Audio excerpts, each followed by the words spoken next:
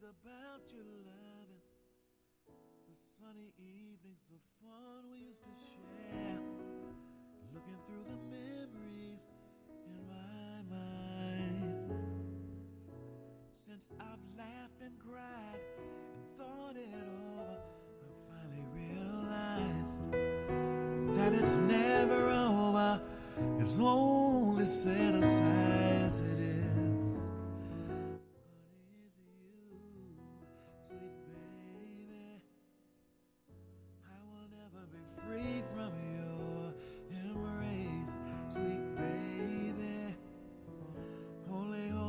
Not too late to try again. Honey, it's you, yeah, sweet baby. Ever lost and captured by your smile, sweet baby. I will always be right there by your side, right by your side. Lying here alone, I'm dreaming, my mind keeps wandering. My thoughts are only you, looking through the memories in my mind. Yes, I am. How could love so real have turned so empty? I just keep wondering why. Will I ever find the love we share together? Good morning, ladies and gentlemen. If I could ask people to take their seats, please.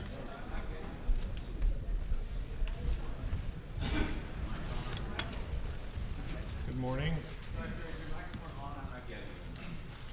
You're not getting anything? Because I'm hearing myself all over the auditorium here. Now it's good? Okay. Good morning. This meeting of the California High-Speed Rail Authority Board will come to order. Before we proceed with anything else, I'd like to let you know two things. First of all, courtesy of the mayor and the city council and the leaders of the city of Fresno, parking is relaxed today. And so you don't have to run out and fill your parking meter with coins. And if you do get a parking ticket, I'm told that you can send it in. I don't know what that means quite, but that's what I'm told.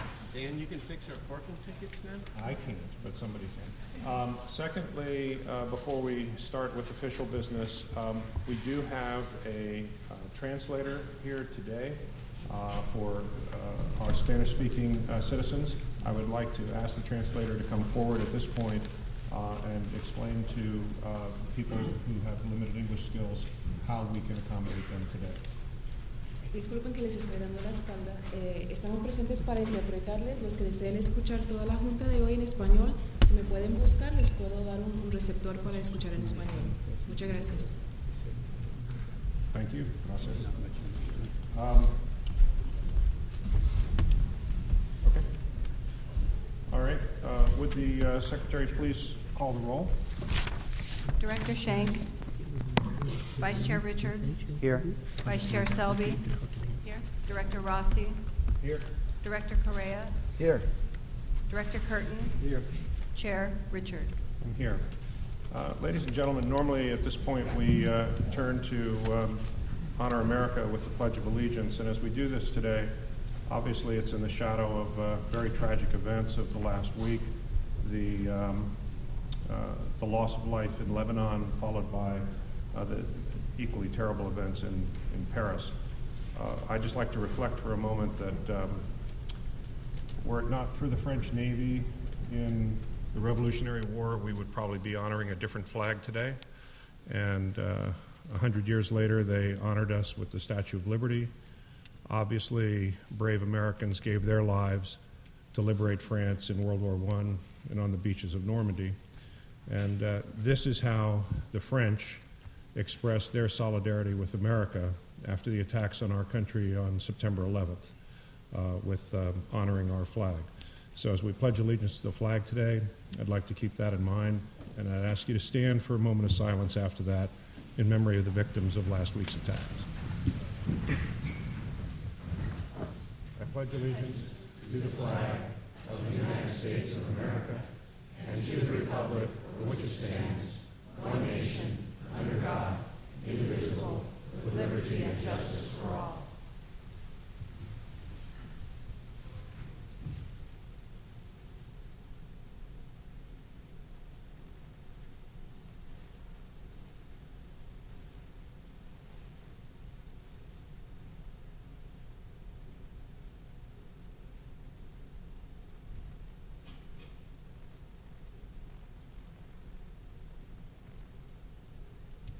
Thank you.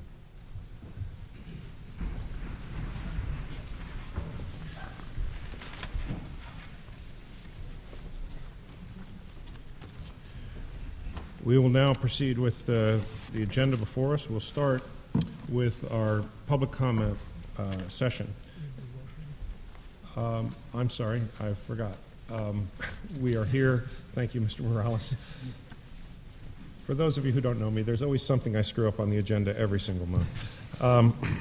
We're here with gratitude for the leadership of the city of Fresno, and we're graced by the presence of some of the city leaders. And so if I could ask the mayor to honor us with a few welcoming remarks, followed by Oliver Baines from the Fresno City Council.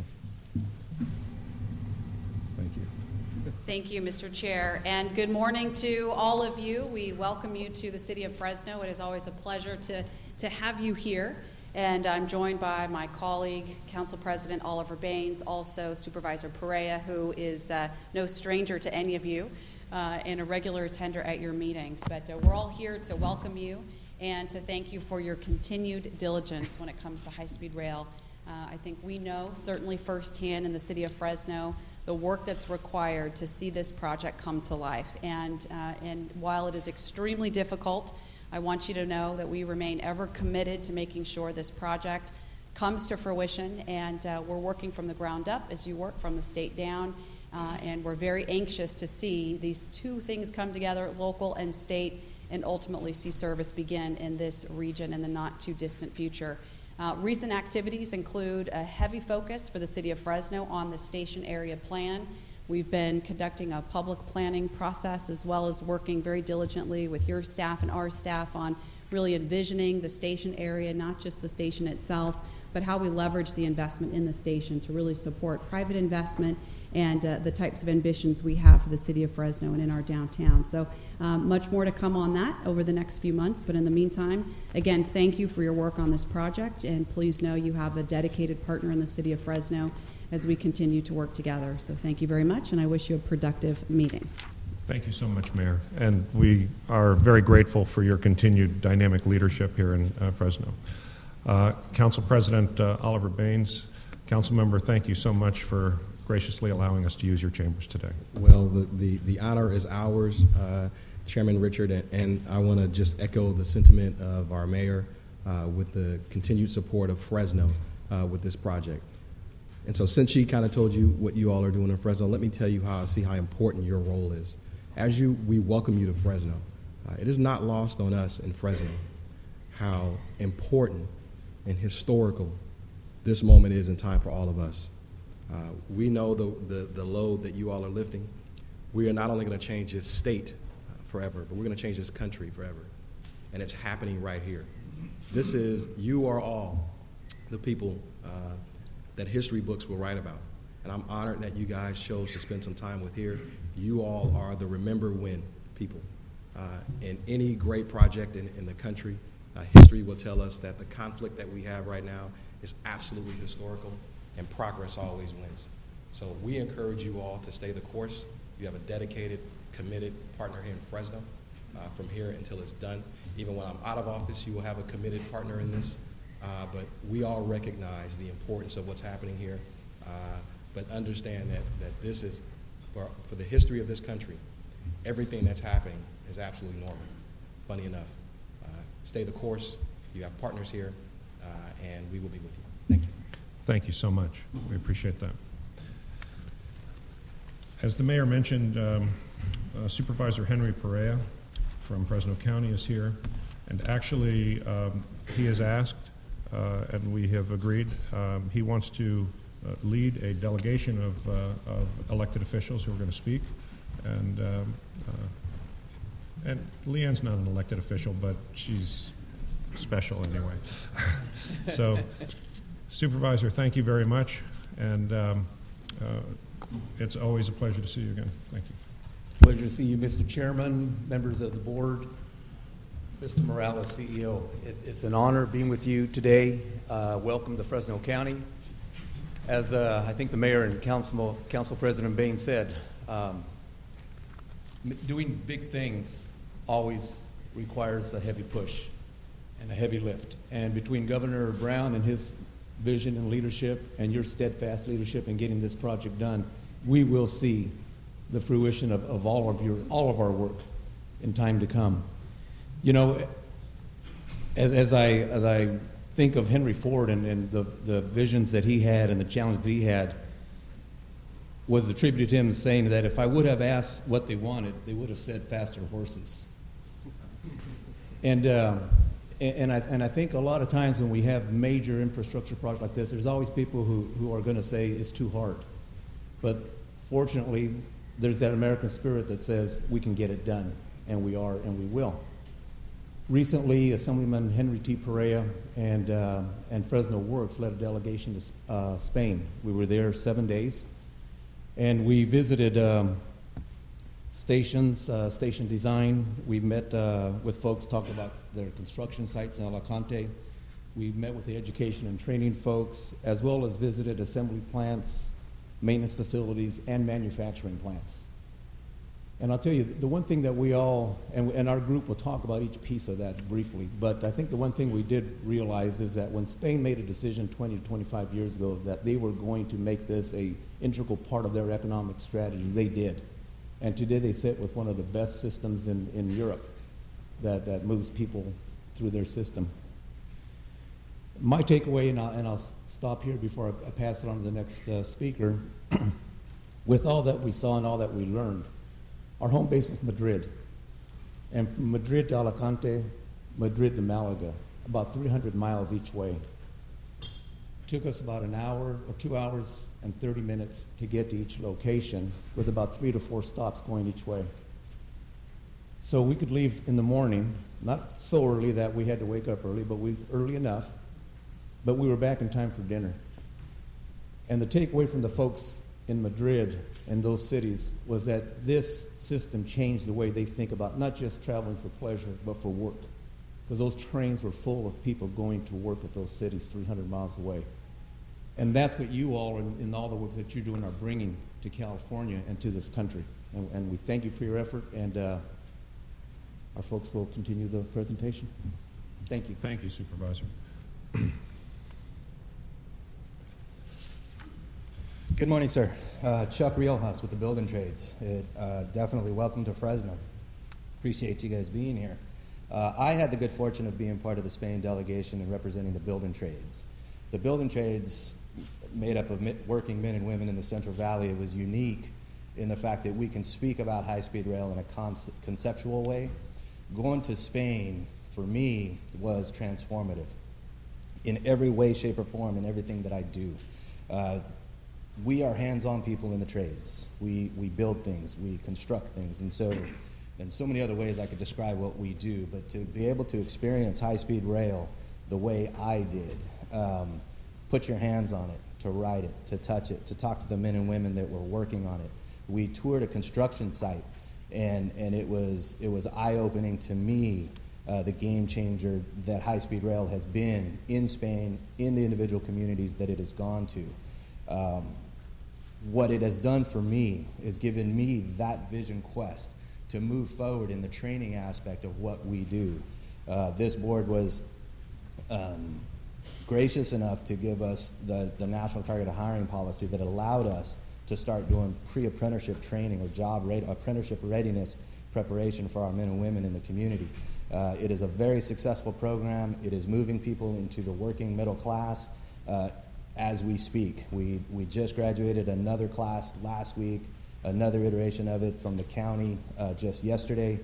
People are moving into these middle class jobs, into these apprenticeship opportunities. With the start of high-speed rail in Madera, on the viaduct, we have 50, 60 men and women working now. It's going to double, it's going to triple, it's going to move forward throughout the community.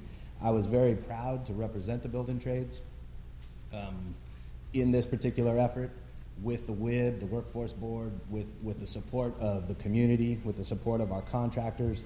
We will train that next generation of working men and women within the trades. My responsibility now that I've seen it, that I've touched it, that I've experienced it, is to go out and without sounding too religious about it, to spread the word, to say this is what we should be doing.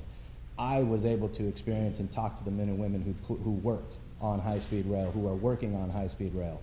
It changes lives. It has changed lives. It has changed communities.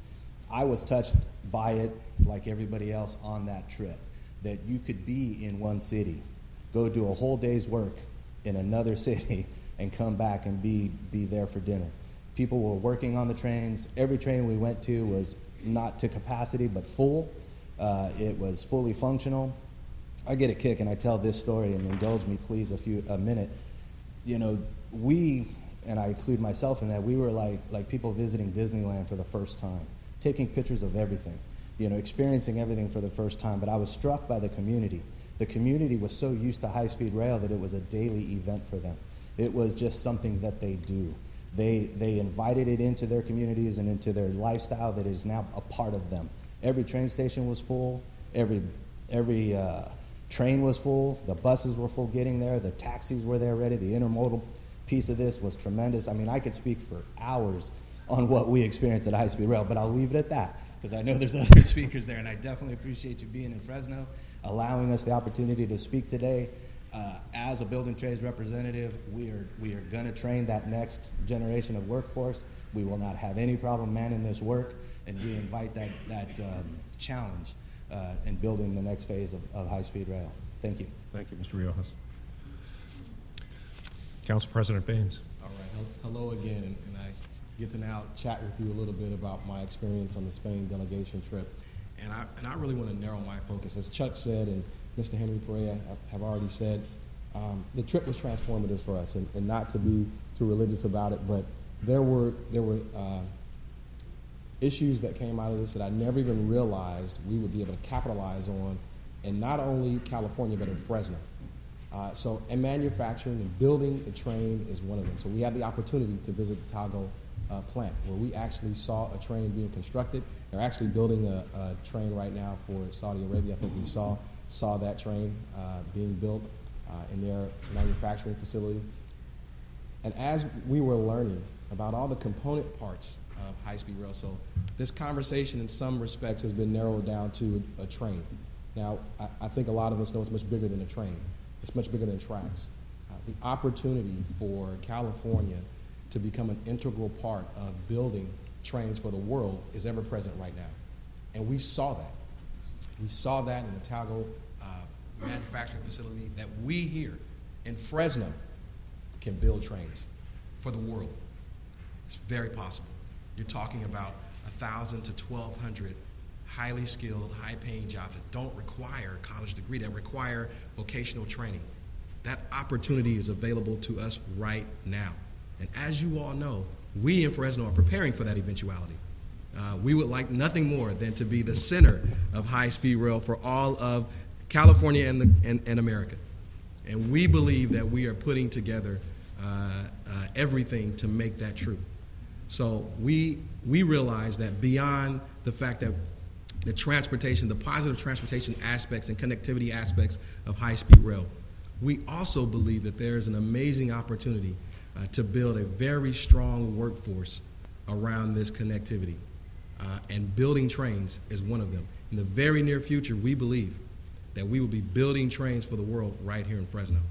And so that was one of the major takeaways that we had, that the opportunity is present for us, and we are preparing to seize that opportunity. Thank you, Councilmember. Mayor Ledford. Yes, you might be wondering what's the Mayor of Palmdale doing with the Fresno delegation, but quite frankly, it was quite informative. My interest, certainly immediate interest, is station design. I'm trying to get my head around what's this mean, and where do you go for examples in America? There are few, but certainly in Spain we saw a diversity of stations, And what I found to be most interesting is the integration of the various modes. How does that work? And so for us as a city of Palmdale, we have a couple of planning grants right now that we're working with to develop our station. And so it was an important opportunity for me to go see it, hands-on. And I did. I saw everything from high-speed stations to commuter stations to subways to buses. But the integration is what I found to be most fascinating. And for us, my takeaway is I've got a much better concept. And of course, we're all excited in Palmdale about the station and what high-speed rail will mean to our community. What I believe it'll do, it'll transform not only California but America. It'll give us an opportunity to get around in a whole different mode. But for our community, it's important that we understand what it means to potentially have two systems converge in our community. And how do we design this in a way that's efficient? And you plug an airport into this as well. So all these factors and elements are important for our next step. So I saw it all. I have a much better concept, and I'm not quite as excited to get it done today, because one person told me over there, Jim, relax. We've been working on this station for 150 years. So that kind of put it all in perspective. But I think it's important that we do get our hands and wrap our minds around what this concept means to our country, because again, there's few examples of what we're embarking on. So I commend you. Thank you for the opportunity to see it hands-on. Thank you, Mayor. For the record, that was Mayor James Ledford of Palmdale, who now is going to cause me to mainline Prozac after hearing it 150 years. Thank you, Mayor. Ms. Leanne Eager. Good morning. Welcome to Fresno. Just to close this out, one of the cities that we visited when we were in Spain was Malaga, which was very exciting for us because it was very similar to Fresno. They had a little over 520,000 people in the city of Malaga. In the province, which is like their county, they had about 1.2 million. So we looked at it as this is what it could be for Fresno. And when we went and talked to their community leaders, that's what really got us excited, because what they told us was that changed the economic climate in that city forever. When Spain decided to build the high-speed train from Madrid to Sevilla, and the people of Spain saw what happened to Sevilla after that, the folks in Malaga said, wait, we want to be the next one. That has to be us next. And that happened all over Spain. Once stations started going up and the people of Spain saw what happened to those communities, everyone in Spain wanted a station. And that was one of the things that the Spanish folks told us. They made some mistakes early on. They had said there were places that they probably shouldn't have built a station because the people wanted it so bad, but they thought it through. And we know you all have already thought this through all the way on where exactly those stations should be and what's the best place. But when we looked at Malaga, the reason that we got so excited is they used to be a single focused entity in Malaga. It was tourism. And when the recession hit and people stopped coming, their economy fell apart. Here in the Central Valley, certainly our focus is agriculture, and we want to make sure that we can diversify that economy. And we know by looking at what happened in Spain that that can happen when high-speed rail comes to communities. So we took a group of 12 folks there. Many of us certainly knew what high-speed rail could do, but I think we came out with 12 people that are so excited, with 12 people that will spread that word around California about what you all are doing for us and what this can mean for those of us here in the Valley and certainly those of us across the country. So thank you all for coming and letting us share. And I think you saw there was a tunnel there in one of the pictures. We walked 1.5 miles through that tunnel, and yes, you can build a tunnel through a mountain. We saw it. Thank you. Thank you.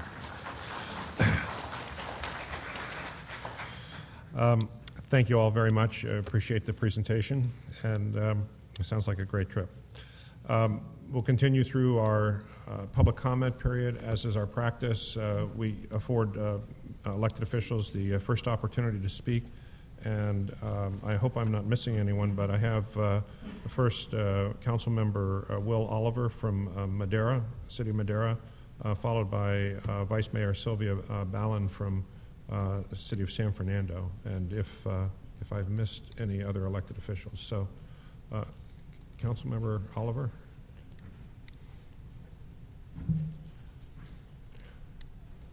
Good morning. Good morning, Chairman and the board. Will Oliver, Mayor Pro Tem and City Council Member in the City of Madera. I just wanted to briefly welcome you all to the Valley and thank you for your continued good work. Most recently, my colleagues and I and other elected officials had an opportunity to see firsthand the construction that's taking place in our community. I just wanted to reiterate some of the comments and feelings from my colleagues in our community that we are excited about that construction and the potential of jobs that it brings. You could see firsthand along Highway 145 in Madera, just outside city limits, the true work that's being done. You're seeing viaduct going up. We're seeing pilings going into the ground, into the riverbed, and we're excited to see that tangible impact and construction that's taking place. So I just wanted to spend a quick moment to say thank you, to keep up the good work, and to say that we're excited for all that's yet to come. So thank you. Thank you, Mayor. Appreciate that. Vice Mayor Ballin. Yes, I see her coming down.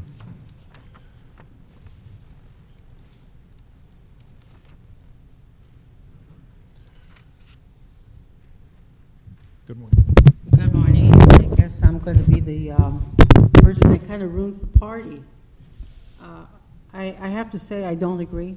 The city does not. Oh, okay. Hold on. Our city of San Fernando does not support the high-speed rail, and it is important that this board recognizes and realizes the devastation and destruction. I've stated before, in United Voices, collectively, we say Governor Brown's legacy will be displacement, destruction, and devastation. And if you just give me a minute, I knew I would lose this.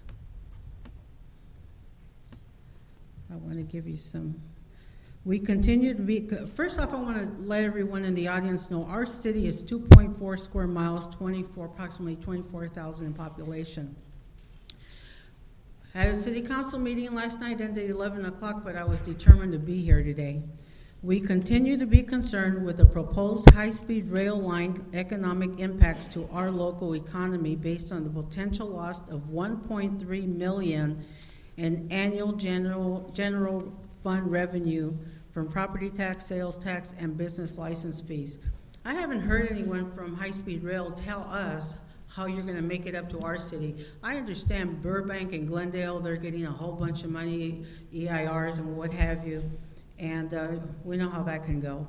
Additionally, there is a potential loss of approximately 850 local jobs from the taking of adjacent properties for needed rail, road right-of-way and or relocation of businesses due to reduced accessibility to businesses in the immediate vicinity of the proposed route. We continue to be concerned with the social, economic, and community impacts that the San Fernando community will experience as it relates to the physical divide created by a high-speed rail line infrastructure project that passes through a predominantly Latino working-class community with no high-speed rail line station access. Disruption of the physical makeup of the community. Walls. Where else have we heard about these big walls, beautiful walls, great walls? And that's what's being proposed for our community, is to divide us with these huge walls. Adverse economic impacts to the community by increasing physical separation of the downtown area and neighboring civic uses from the neighboring commercial, industrial, institutional, and residential land uses that exist on both sides of the existing railroad right-of-way and proposed route. Elimination of open space in the form of the bike pathway, which, by the way, I think it was completed just recently for a few $1 million. Nothing like spending taxpayers' money and then destroying it. Located along existing railroad right-of-way and potential impacts to the Cesar Chavez Memorial, which further reduces public access to already limited park, recreation, open space areas within the city. I have a lot more, but you get the gist of where I'm coming from. and representing the community of City of San Fernando. And of course, we're very concerned about Pacoima, Sylmar, and everyone along that SR 14 route. I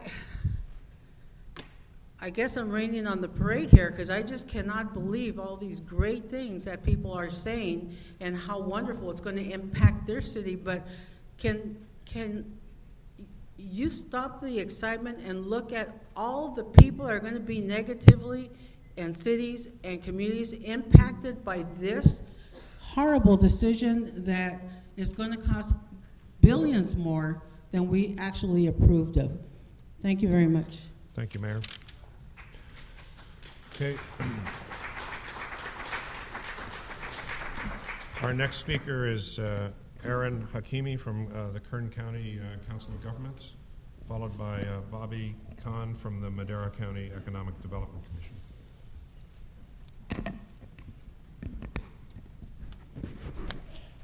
Thank you, Mr. Chairman, for the opportunity to speak.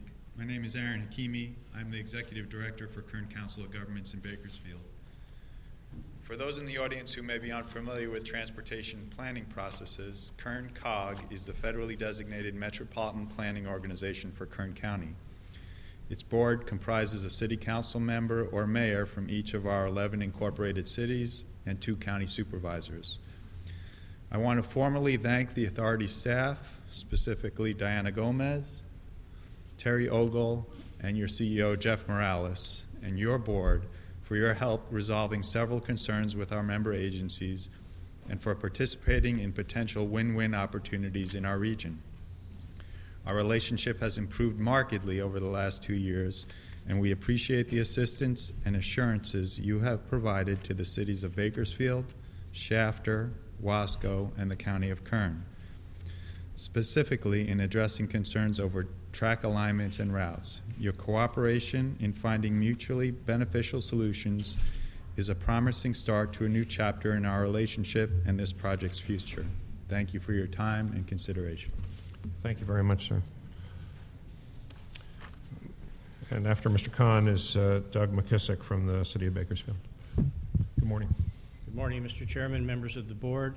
Bobby Kahn, I'm the Executive Director of the Madera County Economic Development Commission. I just wanted to come before you this morning to let you know that my Board of Commissioners recently adopted a resolution similar to the one I think that you should have received from the Madera County Board of Supervisors and the City of Madera, along with the Madera County Transportation Commission, in support of locating a heavy maintenance facility in Madera County. What I'd like to go just a step further with that and also encourage the board to take a second look at alternative sites that were not submitted back in 2009. I think during the haste of 2009 and that we overlooked many sites.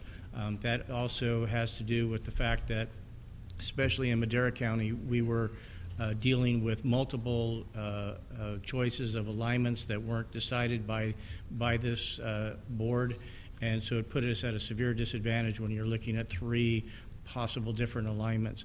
I think there's a great opportunity for regional gains in analyzing sites that may not be on the board at this time.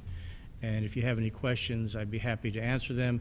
And just to let you know that Madera County is, as a whole, willing to work with your board and your staff in locating a heavy maintenance facility. And thank you.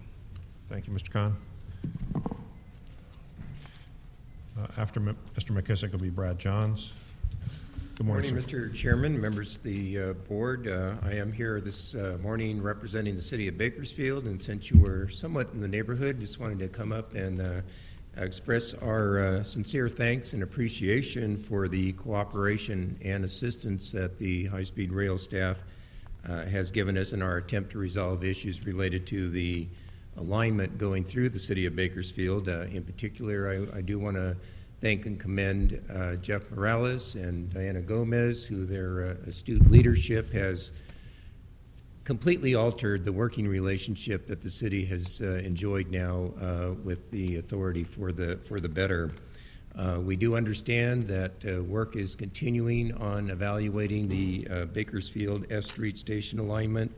And no promises or guarantees have been made as yet, but we do appreciate the effort that has been made to facilitate the consideration of this alternative alignment that we do feel will address many of the substantial impacts that the city did have over the currently adopted hybrid alignment. And somewhat as a result of that, we are now gladly going forward with the grant for a station area planning process. Expect to award a consultant contract for that shortly and get going on that, and looking forward to that. And again, thank you for your help. We really appreciate it. Thank you very much, sir. We're now moving to the part we've moved through the elected officials and also members of city government and so forth. So we're going to take comments in order, except that we have a group here from the Community Coalition for High-Speed Rail who's asked to speak together, back to back, and we will accommodate that. So as we go through. Okay, Mr. Johns, good morning. Good morning. Greetings back down to our neck of the woods. I'm pretty much ground floor what's happened. I've gone through, the train has already settled through 3 of my parcels back in July. We're good to go. The team from Continental was fantastic. My purpose for here is to tell you and Diana that you guys have, your transparency has been fantastic. I mean, when I needed pipelines moved, they moved pipelines. When we needed access or whatever, they did it. When they needed power lines, they did it. I would simply say to the folks out there that you have not because you ask not. If you will come to the teams with reasonable ideas and concepts, they will work it in. I repeat, the train hasn't been built yet. So moving something an inch this way or an inch that way is no big deal at this point. So work with your right-of-way agents. Help the process along. The faster you get at it, the faster we get the thing built, the faster life gets back to normal. In Hanford, for example, when they build the train station, and they will build the train station, Costco is going in right across the road. The economic impact to our area is going to be monstrous. They won't have to worry about building police stations and whatever. They will have the tax revenue to make these kind of things happen. The future is bright. The glass is not only half full, it's full. The bottom half is water, the top half is air. The glass is full. We are building something for the next generation. I was with a group of 30-somethings the other day at the coffee shop, and there was this really tall blonde gal in there, and her age didn't fit the group, but she was with an engineering team that was headed to Fresno for an engineering competition to build bridges out of all things, popsicle sticks and straws, just as for a competition. But the ultimate goal is they're going to be building bridges.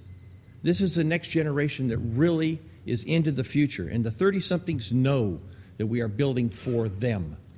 And this is our way of paying forward for the next generation. America is great as long as we are moving forward, and moving forward by building our own infrastructure for our transportation system so that the Arabs can never again shut us down by shutting our oil supply off. So I want to say thank you. I mean, it's an awesome process, and I've got a backhoe down there, and it's full of fuel. When do you want to go? Have a blessed day. Thank you again. Mr. Johns. Next is Rosario Torres, followed by Lynn Aikida.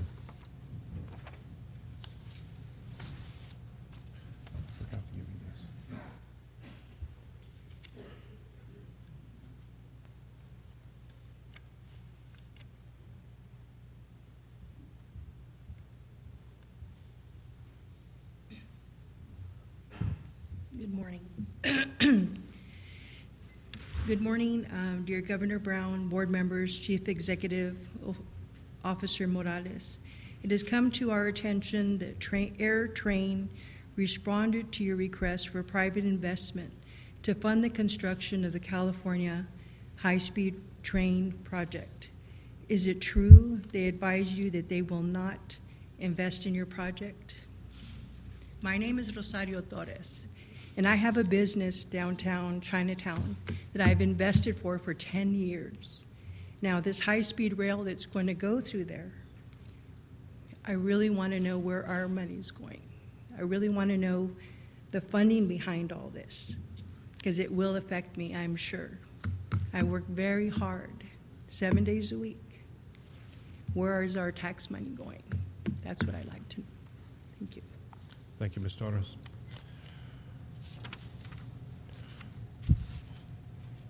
Ms. Aikita will be followed by Bill Descari from Bakersfield. Good morning. My name is Lenny Ketta. Dear Governor Brown, board Excuse me, members. ma'am. Can we have you speak into the microphone? Maybe we can help her with the microphone. Thank you. My name is Lenny Ketta, and I'm one of the merchants in the Chinatown area. Dear Governor Brown, board members, and Chief Executive Officer Morales, it has come to our attention that the primary group responded to your request for a private investment to fund the construction of the high-speed rail train project. Is it true they advise you they will not invest in your project because A, the bankability of the project is a risk, funding does not appear to be adequate to fund the entire phase 1 of the project. B, the labor resources will be constricted given the significant number of major projects being undertaken or planned in the state. C, given the size of the project, there are very few constructions that handle such a project and that will cause issue in the capital market. A project this large will have a difficult finding availability security bonds, and insurance to cover the underwriters and lenders on the project of this size. D, the ridership and operation and maintenance costs in the 2014 business plan had very little room for the contingency, and given the uncertain market, ridership could be significantly impacted in a downturn economy. Please respond to my questions. Thank you. Lenny Ketta. Thank you. Mr. Descari, I hope I pronounced your name correctly, sir, and followed by, I think it's David Vila from Los Angeles. Good morning, sir. Good morning. Bill DeCary. I'm sorry, I managed to get that wrong. Go ahead. Dear Governor Brown, board members, Chief Executive Officer Morales, it has come to our attention that the CRI responded to your request for private investment to fund the construction of the California high-speed train project. Is it true they advised you they will not invest in your project because A, the government will need to invest more funds to meet the private investment, B, financing costs will increase and so will the risk, C, the authority needs to identify a long-term debt financing program, D, there is a $31.76 billion gap to fund, which is 62.6% of the total investment. This scares private investors, and there are inherent uncertainties in the project financing. E, during design, construction, and initial operation, there is not enough cash flow to pay back the private debts. F, and finally, normal financing institutions cannot meet the demand of the project. Please publicly respond to my question. Bill DeCary. Thank you, sir. Mr. Villa, is it, I hope? Followed by Delia Dominguez. Good morning, board members, CEO Jeff Morales. My name is David Vela. I'm Vice President of External Affairs for Lee Andrews Group. We are an SBDB public affairs firm working on CP1. I'm here to talk about the reason why we're in support of the project. Our firm is a small business and minority-owned firm. We've been able to grow our firm. We've also been able to work side by side with the Fresno community, also hire local Fresno residents for the job of community outreach and public affairs. In addition, it's allowed for our firm to work with various other bids throughout the state of California, which has allowed us to also grow our firm. So we want to thank you and the opportunity to be with the project. Thank you very much. Thank you, sir. Delia Dominguez, followed by Carol Bender.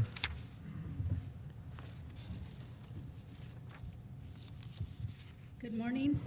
My name is Delia Dominguez. I'm from Bakersfield, California, and I'm addressing my comments to Governor Brown, the board members, and the Chief Executive Officer Morales. It has come to our attention that the OHL responded to your request for private investment to fund the construction of the California high-speed train project. Is it true they advised you they will not invest in your project because large projects around the world have had huge problems and delays, which lead to delays in getting to revenues? This will all lead to large financial impacts to the project, and OHL expects unaddressed geological, environmental, and right-of-way risks. Please respond to my question, and thank you for your consideration. Thank you, ma'am. Carol Bender, followed by Chris, I believe it's Croysdale.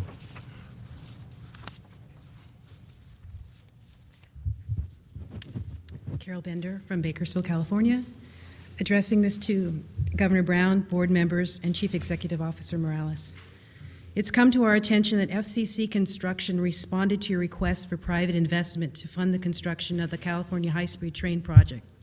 Is it true they advised you that they will not invest in the current project because, A, the initial operating section south will have complex issues with crossing the mountains and using tunnels, B, connecting Burbank, LA, and Anaheim will be complex and has to interface with a huge population, C, the authority has already started construction packages 1 through 4, and a new construction firm will have to accept this work. This is an interface risk. D, moving utilities will be a risk that could impact the project. E, securing funding will be challenging. Security packages and guarantees will be needed for the concessionaire. F, revenue risk should sit with the authority. I'd like you to publicly respond to my question. And additionally, I'd like to say that while I appreciate the reconsideration of a new EIR study for a less destructive route through Bakersfield, I remain concerned that there is not adequate funding, that this could be a project left unfinished. Additionally, I wanted to say that on your website, it's quite a circuitous expedition trying to find and read the 36 response letters. And given the recent press regarding transparency, I urge you to place them in a more accessible website location, perhaps simply under the heading News or Reports. Thank you for your time today. Thank you. Chris, is it Croysdale?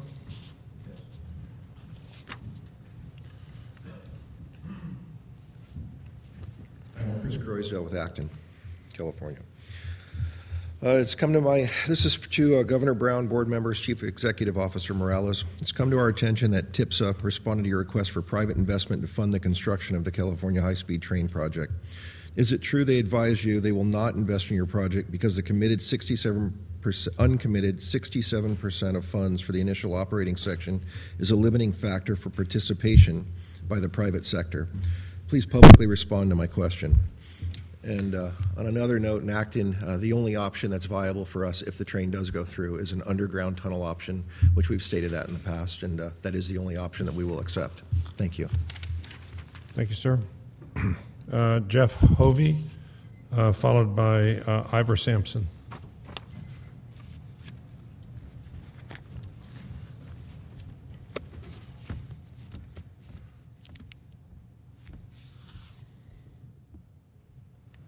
And after Mr. Sampson will be Dale Bybee.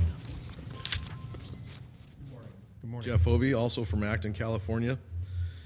Thank you for having us here. It has come to our attention that Barclays responded to your request for private investment to fund the construction of the high-speed rail project. Is it true they advised you they will not invest in the project, and if so, why? Thank you. Thank you.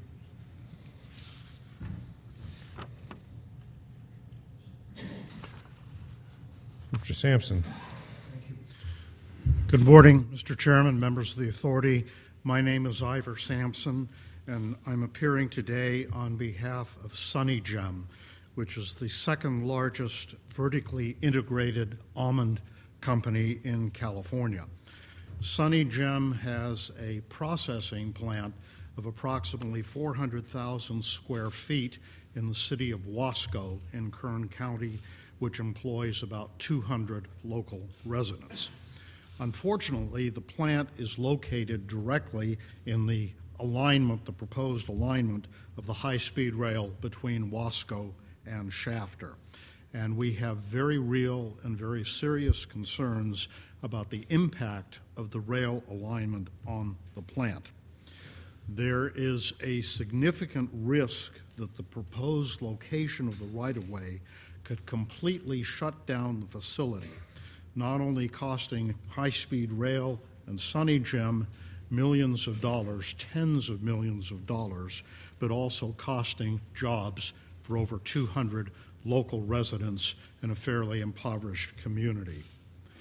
Even if the plant is not physically taken in its entirety, the facility's loading dock, security, food certification processes, and sensitive equipment in the plant could bring operations to a grinding halt, effectively resulting in a total take of the facility. Any disruption to Sunny Gem's operations would result in the loss of critical food safety certification, without which long-term supply contracts cannot be maintained. I've been working on this matter since last January.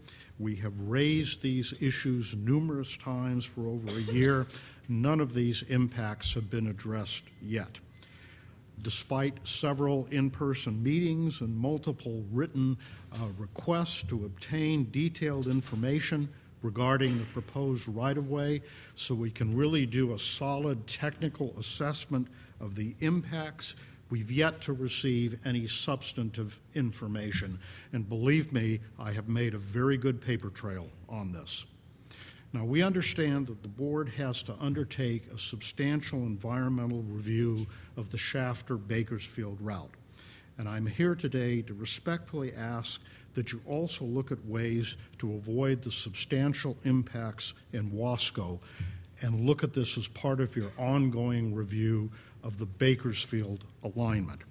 As you know, the high-speed rail and the Federal Railroad Administration have a legal duty, both under CEQA and under NEPA, to make sure that all potentially feasible alternatives are considered. Although the current supplemental environmental review came about as a result of a proposal specific to the city of Bakersfield, now that the process is being opened up, your obligation as an agency extends to a review of all potentially feasible alternatives. Sunny Gem representatives, myself included, have met with Ms. Gomez several times, and we've raised the possibility of alternative route locations, but we have yet to receive any response on this issue.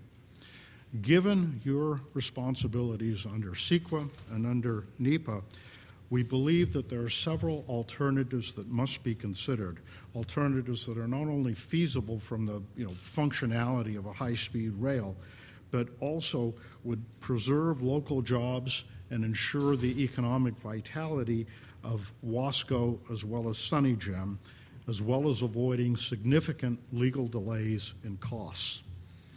I have made a number of requests, both verbally and in writing, requesting to meet with senior high-speed rail authority officials. I've made these requests over several months, and all of them have been ignored. This is the first opportunity that we have had, Sunny Gem has had, to raise our concerns with you as a board and to senior level management. I've provided you a brief overview of our concerns and our suggestion. I'll follow this up with more detailed information in writing and look forward to the opportunity to discuss this with you in a constructive way in the near future. Thank you very much. Thank you, Mr. Sampson. I will work with our CEO and follow up on these issues. I appreciate that. Thank you. Okay. Nice to see you again, Ivor. Dale Bybee. And then after that, I'm going to turn to the Community Coalition for High-Speed Rail, and I'm not sure that I have all of the speaker cards grouped together, but we'll do our best. So, good morning, sir. Good morning. Governor Brown, board members, and Chief Executive Officer Morales. It has come to our attention that Indra responded to your request for private investment to fund the construction of the high-speed rail train project. Is it true that they advised you that they will not invest in your project? And then please respond to my question. Also, you made reference earlier to the American Revolution, and like the British, hopefully this project will be defeated by a farmer. Thank you.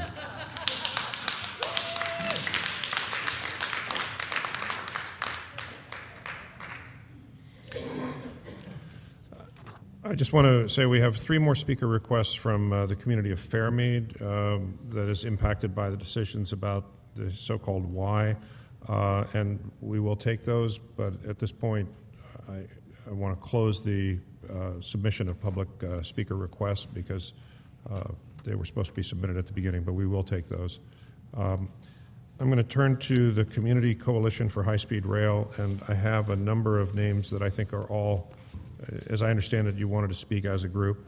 So I'm going to go through the ones I have, and if I miss anybody in that group, then afterwards I'll ask you to come up and I'll pull your cards. So first, Alan Scott, followed by Gloria Coelho.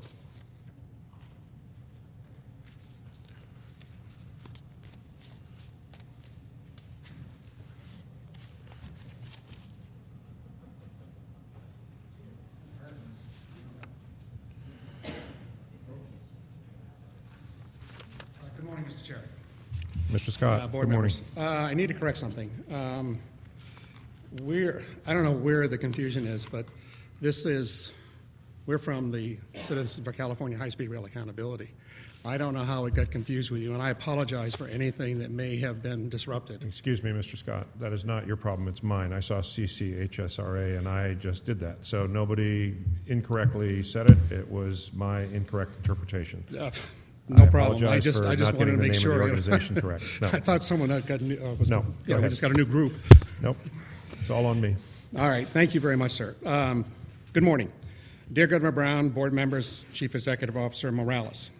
It has come to our attention that ACOM responded to your request for private investment to fund the construction of the California High-Speed Rail project. Is it true they advised you they will not invest in your project because, A, ticket sales are always smaller in comparison to capital and operating cost, so the authority will need to provide availability payment of subsidies. In other words, you're going to have to subsidize the thing.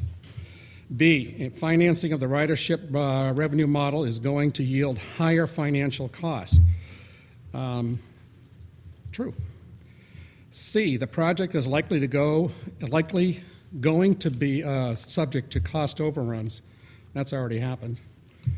D, one contractor should oversee design and construction, vehicles, and the safety so that all of the interface risks are taken away. Please publicly respond to my question. Thank you, and I appreciate your time. Thank you, Mr. Scott.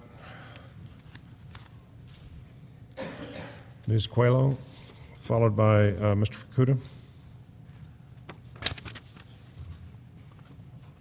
Gloria Coelho from Hanford. I'm sorry, did I mispronounce your name? No. Okay.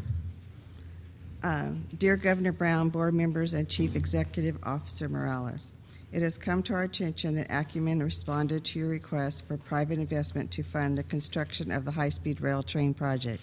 Is it true that they advise you they will not invest in your project because A, revenue from ridership rarely covers operations and maintenance plus capital costs, and B, your real estate plan is not well thought out? Please publicly respond to my question.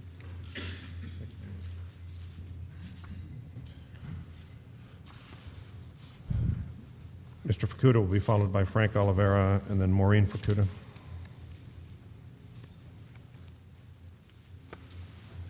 Chairman Richards, Authority Board, CEO, Mr. Morales. It has come to my attention that Siemens responded to your request for a private investment in the California high-speed rail. And is it true that they advise you they will not invest in because the authority should be building initial operating section north instead of south? Please respond. I left my address and email, so if you could respond to that, appreciate it. Thank you. Thank you, sir. Frank Oliveira, followed by Maureen Fukuda, followed by Phyllis Browning.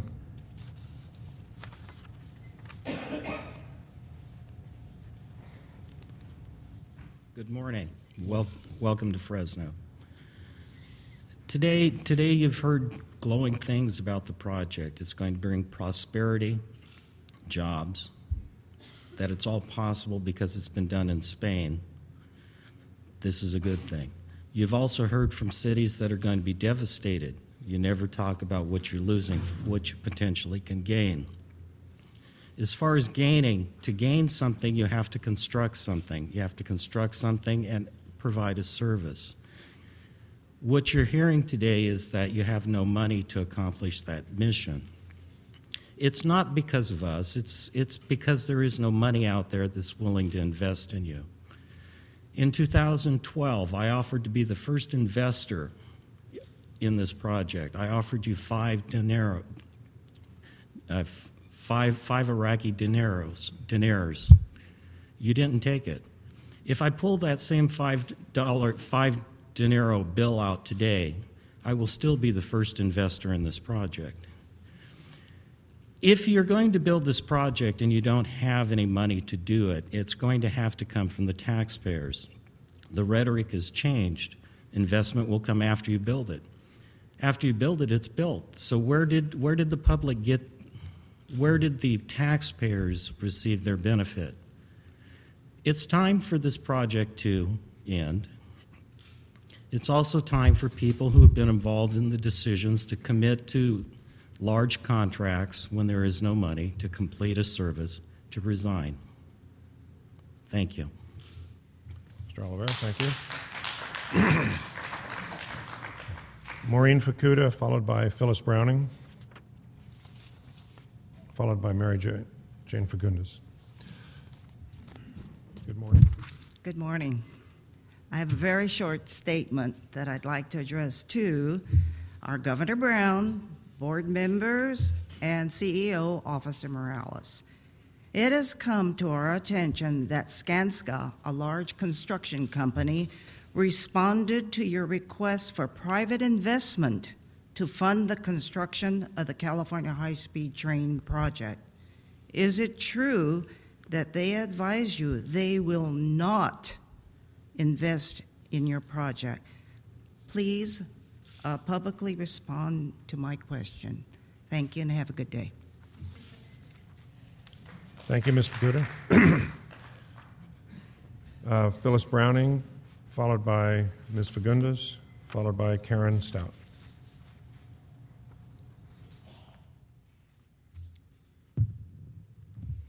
Dear Governor Brown, board members, and Chief Executive Officer Morales, it has come to our attention that Italfer responded to your request for private investment to fund the construction of the California high-speed train project. Is it true that they advised you that they will not invest in your project? Could you please respond to my question? Thank you. Thank you. Ms. Fagundes.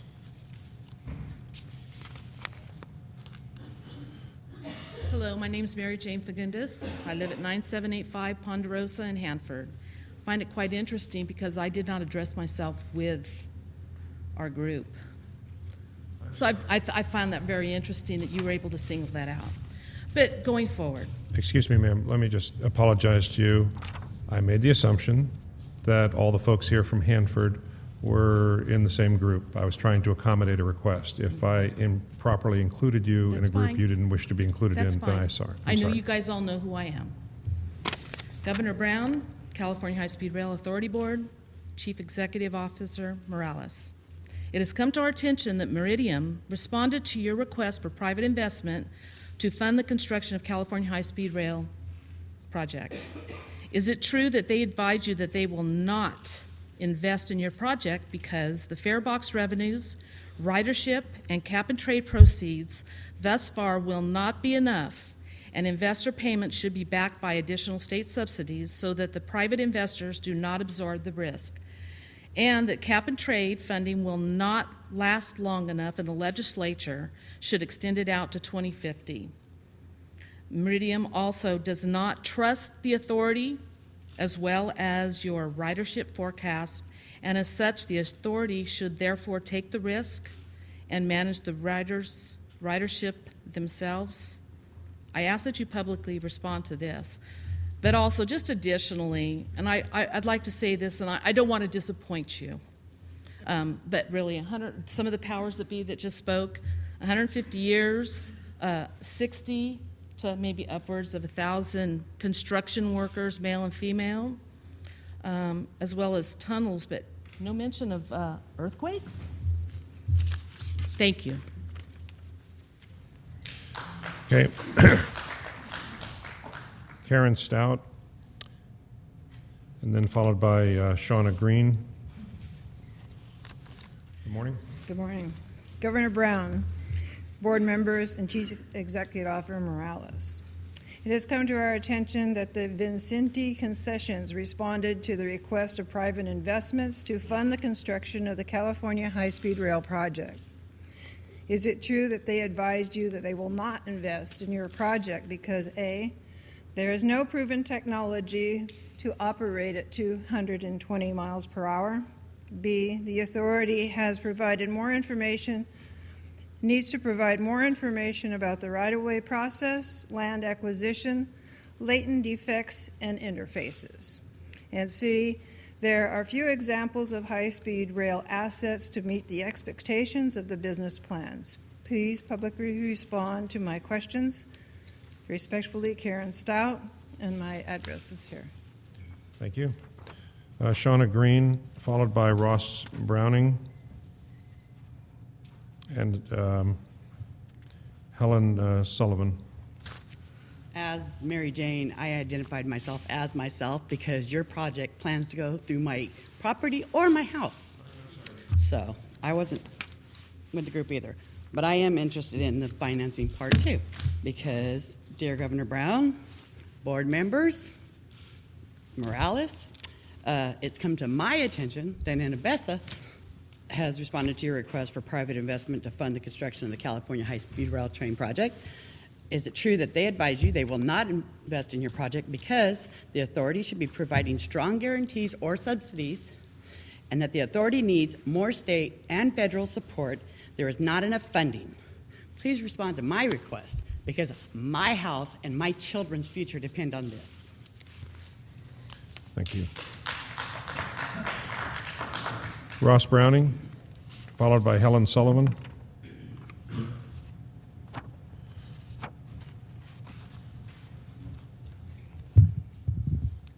Good morning. Governor Brown, board members, and Chief Executive Officer Morales. It has come to our attention that the Japan Consortium responded to your request for private investment to fund the construction of the California High-Speed Train project. Is it true that they advised you that they will not invest in your project because A, the initial operating sections, north and south, should be put into one large package with the design, build, and maintenance functions separated, and B, the required secured payments for the contract are not in place? Please respond to my question. Thank you. Thank you, Mr. Browning. Ms. Sullivan, followed by Ash Jones of Fresno. Okay. Okay. All right. For the record, I'm just informed that Ms. Sullivan had to leave, but her comments have been submitted for the record. Okay. Ash Jones, followed by Ron Jones and John Marshall.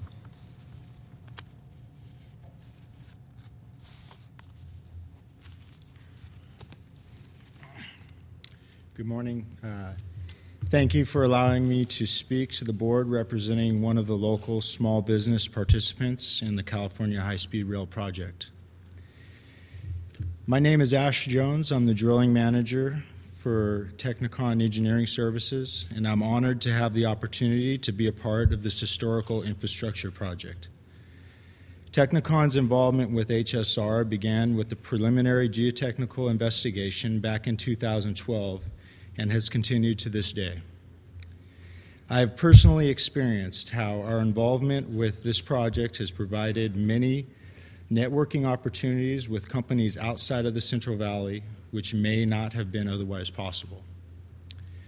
I can't begin to tell you the pride and positive growth we've experienced through providing drilling and lab testing services, and there's definitely something to be said for having local companies and their employees become a part of a project that will remain a fixture in their community for decades to come.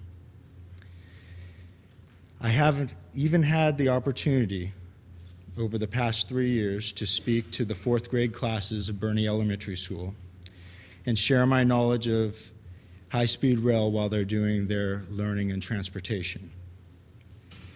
Hopefully during that time I've been able to inspire some young minds to pursue careers in engineering, geology, construction, and heavy equipment operation. The work we have done is just the beginning. There is an entire construction phase still to come with plenty of opportunity for local and small business participation. Thank you for your time, and I hope sharing Technicon's experience helps in understanding the high-speed rail effect on small business in the Valley. Ron Jones, followed by John Marshall, and then Mike Brady. Mr. Jones. Good morning, board members and CEO Morales. On behalf of Train Riders Association of California, I'm the interim president of. We appreciate the opportunity you've given everyone here to come today. Pardon my voice, I'm a Valley resident, so I'm just getting used to the rain. Somebody's got some, we've got some cough drops somewhere. Today I wanted to mention something, and the gentleman from Sunny Gem reminded me of it. The environmental work and some of the things that have been done over the last 2 years, I think the board should be commended on. There's been difficulties in the past, and some of them have been improved, and to that extent, I think the members of TRAC are appreciative. But it's interesting to note that the gentleman from Sunny Gem has been working with you on environmental work for the last 8-9 months. I wonder if we looked at the beginning of this project, how much environmental work was done to look at other alternatives for the state of California for this project. I wonder if as many hours were spent on that was done for this gentleman here. So with that in mind, I wonder that it's come to our attention that Parsons Brinckerhoff, one of your largest contractors, responded to your request for private investment to fund the construction of the high-speed rail project. Is it true that you advised them that they would not invest in your project because A, the project should be broken down into smaller pieces, B, due to the tunneling in the initial operating section south, initial operation section north should be done first, C, no project in the world has been a $15 billion contract. The largest to date was a $9 billion in France and had a huge subsidy of their federal government. D, all of the financing identified by the authority falls short of funding by initial operating section, whether it's north or south. E, it is likely that the American firm would probably only be able to handle a $5 million, excuse me, I'm not used to saying billion, $5 billion project. F, your ridership values are unreliable. G, the authority should understand that the revenues will have to go to operations and maintenance, while a subsidized payment will need to be made to the private operators so they are assured they would have reliable funding sources. I wonder if this contractor would have had these same complaints on the other alternative. You know, we're never going to know and I wonder why. Thank you. And I wish, please publicly respond to these questions. Thank you. John Marshall, followed by Mike Brady, followed by Dylan Crawford. Good morning, Board. My name is John Marshall. I'm principal engineer and founder of JMA Civil. I'm here today to talk about my positive experiences working as a small business on high-speed rail. JMA is an engineering design firm specializing in freight and transit facility design. We're currently working for Tudor Perini, Zachary Parsons on construction package 1, and we're handling the Union Pacific Railroad and the SJVR design elements. Our experience has been very positive working on high-speed rail, largely in part due to the authority's commitment to the 30% small business goal.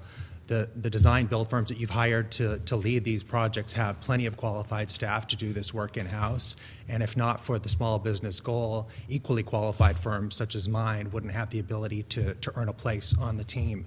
The industry forum outreach events that you've coordinated have been extremely valuable. They appear to have the key decision makers from the design build teams in them, and that's been an impetus for us to continue our involvement in the project. Overall, I would say thank you very much for your commitment to small businesses.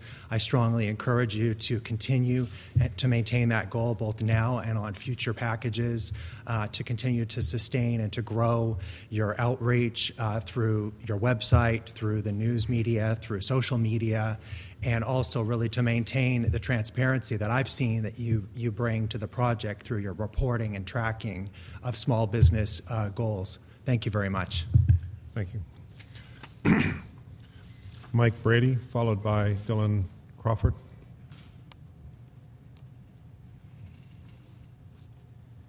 Good morning, Mr. Chairman. Mike Brady. The last time I was in Fresno County, I was across the way in the Board of Supervisors of Fresno County under the able leadership of Chairman Borges. At that time, Fresno County, after years of supporting the High-Speed Rail Authority, withdrew support for the High-Speed Rail Authority. So a lot of your residents of this county are not in favor of this project. Why did they withdraw? They said, promises broken, promises not kept, years of not staying in touch, and years of not keeping their promises. And I think that has continued. I hear all these people today talking about people who will not invest with you, private investors. I remember 6 years ago when you hired a Silicon Valley national group called Infrastructure Management Group, IMG. Their report was supposed to tell you whether private investors would be likely to invest in this project. What did that report say? No, they will not, because this project, like high-speed rail throughout the world, is a loser financially. And yet, after that report, which you solicited and paid for, you continued to go out into this state and tell, on numerous occasions, the legislature and the public that $10 to $15 billion would be coming from the private investor group. Promises not kept. 2.5 weeks ago, I listened to a debate on Power Talk between Chairman Richard and the able Congressman Jeff Denham from Turlock. It was about high-speed rail, and I heard Chairman Richard say, this is the most transparent agency in the state of California.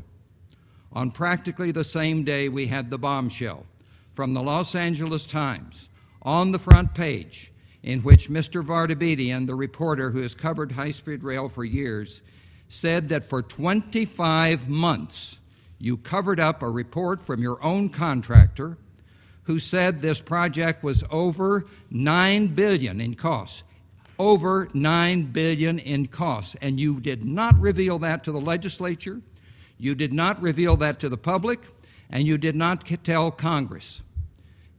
When they have oversight, the federal government, you're using their money, you're spending it. You did not tell Congress. Well, 2 days later, Congress descended on you and said, we demand that you give us this report. So did the legislature. And you were ordered to do this. And you turned it over, and we all got to see it. $9 billion overnight that you're over in costs, and you didn't tell people for 25 months. Promises not kept and promises broken. So we wonder where this is going to go. You've known now for 2.5 years that you have terrible difficulties getting to Southern California across those mountains, and the costs are going to be enormous. So what are you going to do? Are you going to abandon Southern California and change directions when in 3 months you come out with your 2016 business plan? Very interesting. How much more delay will that cost? How much increase will there be in costs? Promises not kept, promises broken. Thank you. Thank you, Mr. Brady.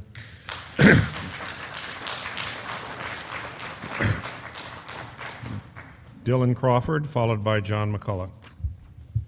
I'm Dylan Crawford, Vice President of Odell Engineering, and we've been working on this project since 2011. So I know there's been a lot of talk about local workforce and local jobs, so I wanted to share our company's experience. In 2011, construction and engineering trades were pretty lean, and we were among that group. But this project's been a shot in the arm for us. We're able to grow our Fresno office. Modesto office is growing as well. We have upwards of 12 people working on this project at any one time. So it's been really good for us. It's opened up doors, other opportunities that we probably wouldn't have been available to us otherwise. So we appreciate the opportunity and look forward to completing this project with you. Thank you very much, sir. John McCullough, followed by Christian Gonzalez. Good morning. My name is John McCullough. I live in the city of Merced and commute to work at Precision Civil Engineering here in Fresno. The last time I checked, a few months ago, the earliest Amtrak departure from Merced is approximately 9 a.m., arriving in Fresno at approximately 10 a.m. That schedule just doesn't work for me. Therefore, I rise in support of the high-speed rail project. Thank you.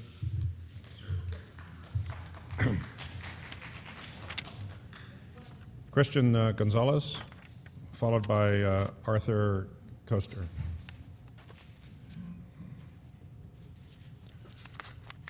Morning. I'm from Fresno, and I'm a Fresno State student at, I'm a Fresno State student, engineering, and I'm a member of I Will Ride. And I just wanted to say that I'm really excited for the jobs that's going to bring the Valley, and also the future's bright for me right now because of this, and for also my fellow colleagues. So thank you very much. I really appreciate it. Arthur Koester, followed by Cole Upton, and then Paul Cacciadorian. Morning, everyone. Members of the board, CEO Jeff Morales, it's good to see you again. My name is Arthur Koester. I'm part of I Will Ride. I'm very excited about this, for myself, but also for my children and my children's children. I know I'm young, but I know that this isn't something that's going to be instant. And I think that we all need to remember that projects like this are so massive, it takes time. It takes a lot of time for results to be shown. And as somebody who's going to college right now and seeing some great advancements just in terms of education and in terms of the United States, it's if we're here, I apologize, a little nervous. It's my first time doing this, so if we're here at the United States of America and we pride ourselves as innovation, and we pride ourselves as leaders, it really astounds me that we would have such opposition to something that's so monumental to our infrastructure. That's something that will benefit us all.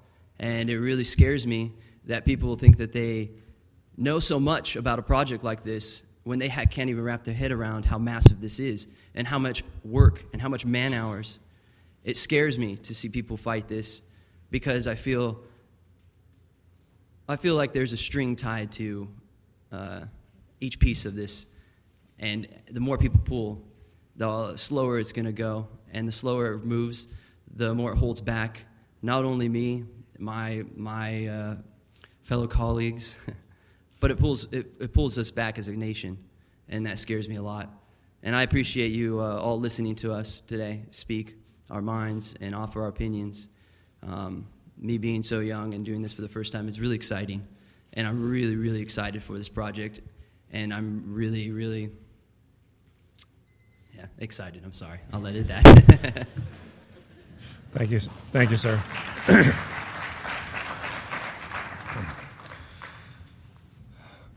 Cole Upton, followed by Paul Cacciadorian, and then Curtis Lovett. Good morning, Mr. Chairman, board members, Mr. Morales. Representing Preserve Our Heritage, and I'm a Merced County farmer. Our president, Steve Massaro, couldn't be here, so I hope you'll bear with me. I'm trying to get his comments too. Still be good. I'm submitting some petitions here today. These are individual petitions that support the Highway 152 and Road 19 route. There's 590 in favor that live in the Y area or work there. Of those, 224 from the city of Chowchilla and or Green Hills. So there's a great outpouring here for the Road 19 152 route. And the reason there is because it's the result of a long consensus process between Preserve Our Heritage and Diana Gomez and Terry Ogle. And I tell you what, you ought to give those folks combat pay because they've done a very good effort in trying to work with everybody. All right, and we have another petition in here from the businesses in the area. Virtually every business that does business in the Y is supporting the Road 19 152. And the reason is because your other options, which are Road 13 and Avenue 21, have a devastating effect on the infrastructure of the public agencies, like the schools, like the water district. And I know your consultants are going to tell you, well, you know, Road 13, Avenue 21 is cheaper and it's quicker, okay? But if you truly mitigate the effects of that route, it's going to cost you a heck of a lot more than what the Road 19 and Avenue 21 is. And I submit to you, if you do proper mitigation along Road 19, that it's better for the area. Certainly a 152 route is better because we're going to have a freeway instead of Blood Alley right now. We've given you statistics on that. And in the business petition, we have a five-page letter detailing the pros of the Road 19 and the cons of the other possible route. Now, we've been involved in this since 2009, and it was first with Chairman Pringle when we appeared before him and the board. A3 was on the table. That was a route. It was basically a permutation of your Road 13. He rejected that after much protest, and he told the staff, hey, haven't we learned anything? We're not supposed to go through ag land, because apparently they'd done that previously. So they rejected it. So then we went into the position where he wanted us to roll up our sleeves and work with you. We've done that. And I distinctly remember 2011 when the public agencies had a meeting in Merced of Madera County and Merced County public agencies, including the Water District, city and county. Not one favored a Y route that was north and west of Chowchilla. So what did the consultants come out with a month later? You guessed it, north. So I challenged them. I said, what are you doing? And they said, oh, no, the city of Chowchilla asked for this. Well, I happen to know the mayor personally. I called him up. He said, no way, we didn't do that. So, you know, this wasn't you guys, but we were lied to. And so that continued until you folks chose the Merced to Fresno route, and you gave us Road 12 1/4 as the Y, which doesn't exist. And I told you folks about that. Again, you excised the Y out of it and said, okay, we're gonna challenge this again. We're gonna study it again. You've gone through it again. All right, and what do we got? 2 Road 13 options. And you have one option that people work together to do this. So I'm hoping that somehow this board will support the people to try to do this. I know the city of Chowchilla right now has just come up with a new route, which is about their 4th or 5th one since I've been involved in this. But they are only a small imprint of that Y. Look at the bigger thing in Merced County and Madera County of the other agencies and where they stand. Lastly, you know, I don't want to be, well, whatever. The original engineer told me in 2010, he says, Upton, you're wasting your time. He said, we're going to choose Road 13 whether you like it or not or whether anybody else likes it. You know what? By golly, he's been right so far. So I hope he's not right this time. And my group has challenged me on whether I'm insane or not. And I said, why would you ask that? And they said, because doing the same thing over and over and expecting a different result is insanity. Okay, so don't put me in that position. But I'll tell you where we are, Mr. Chairman. My last comment. I don't know, are you a football fan? Sure.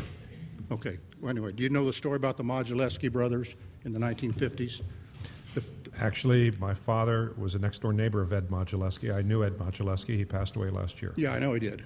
Well, you know that the first brother was named Big Mo, and the second brother was named Little Mo. You know what the third brother was named? No. No Mo, right. That's where we're at. Well, we don't want to go through this again. Thank you. Thank you, Mr. Upton. No. You guys didn't know that I was going to come up with that, did you? You had no idea.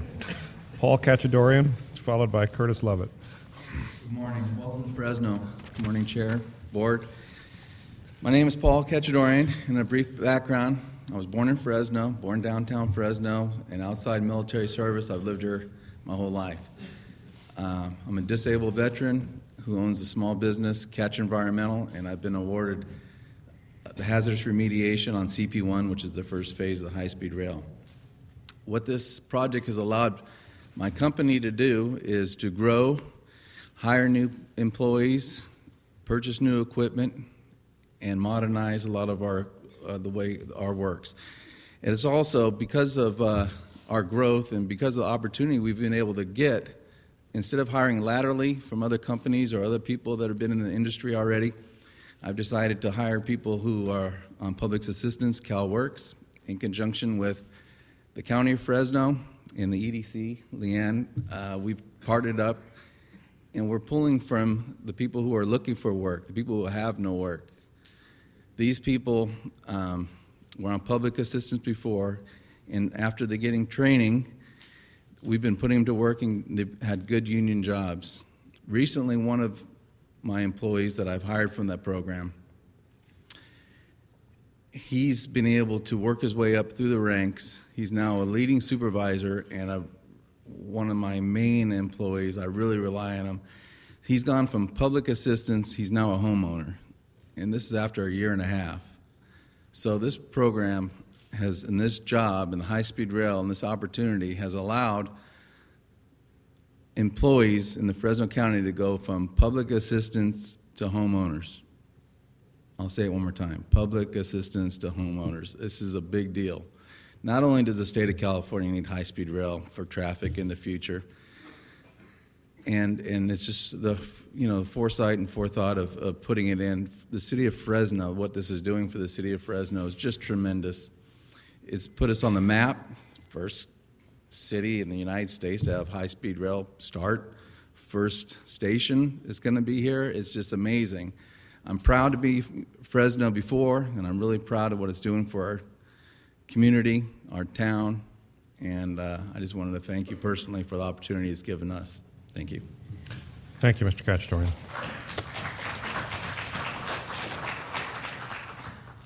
Curtis Lovett, followed by, is it Maddie Boren? Good morning, sir. Good morning, Mr. Chairman, Board. My name's Curtis Lovett. I'm my wife and I, better say that, are owners of Outback Materials. We're a ready-mix concrete supplier that was founded in 1968 in Madera County. Operates 6 plants up in the foothills and mountains. And the high-speed rail project and the visionary leadership of Governor Brown to commit to infrastructure construction in this state, and to be innovative and thinking about how he's going to move 50 million people around the state over the next 20 years. I'm grateful for and commend him as a citizen and also as a business owner. To give you a perspective of what the impact has been for us, we've been able to hire an additional 15 employees and provide good paying jobs for them at very good labor rates. We've also been able to expand our health care program within the company. I had one of our employees tell me the other day that he grew up surfing. He's 53 years old. He grew up surfing in Southern California. And that because of the project that we'll be doing, it's evened out the demand for our product, and he's able to pay for health care. Said he's able to go surfing for the first time in 15 years. It's changed his life. So we've also had the opportunity to attract really good people. We've just hired a graduate, a Fresno State engineer, to work with us in our quality department. and been able to attract other senior level people with 25 plus years experience from some of our competitors. It's also provided an opportunity for consumers in Fresno to actually buy from a local company, which is something that's been missing and lacking for just about 3 decades. Our industry is dominated by foreign-owned multinational corporations, and we're the first family-owned small California domiciled business to be able to be in the Fresno market now for just about 30 years. So it's a great opportunity, which is our customers are very happy and consumers in Fresno are happy about it. I commend you for your transparency in offering this public comment period to people like me to thank you and express our appreciation, and also to listen to the opponents of the project that have valid concerns in many cases. And I'm pretty impressed with the level of oversight and willingness to listen. I'd also like to commend Tutor Perini Zachary Parsons for their willingness to work and support small businesses in this, and for Governor Brown and yourselves at establishing the 30% target. It's really had a big impact. So thank you for your time, and look forward to working with you. And we just finished pouring 150 yards of concrete while I was just finished pouring a couple more columns up there in the Fresno Viaduct while I was sitting here. So thank you. Great. Thank you, sir.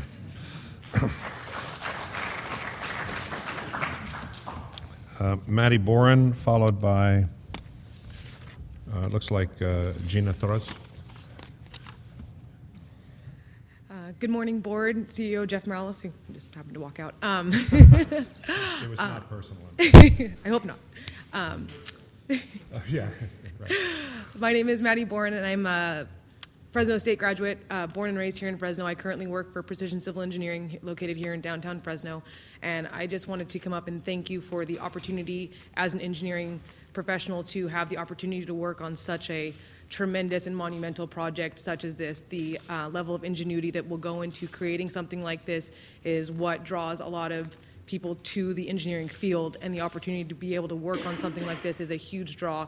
I just want to express my gratitude and let you know that as a Fresnonian, as we like to call ourselves, it's very humbling to know that we could be a part of something such as large as this and to be the stronghold for where it takes place. So thank you very much, and I'm clearly in support of high-speed rail. Thank you. Thank you.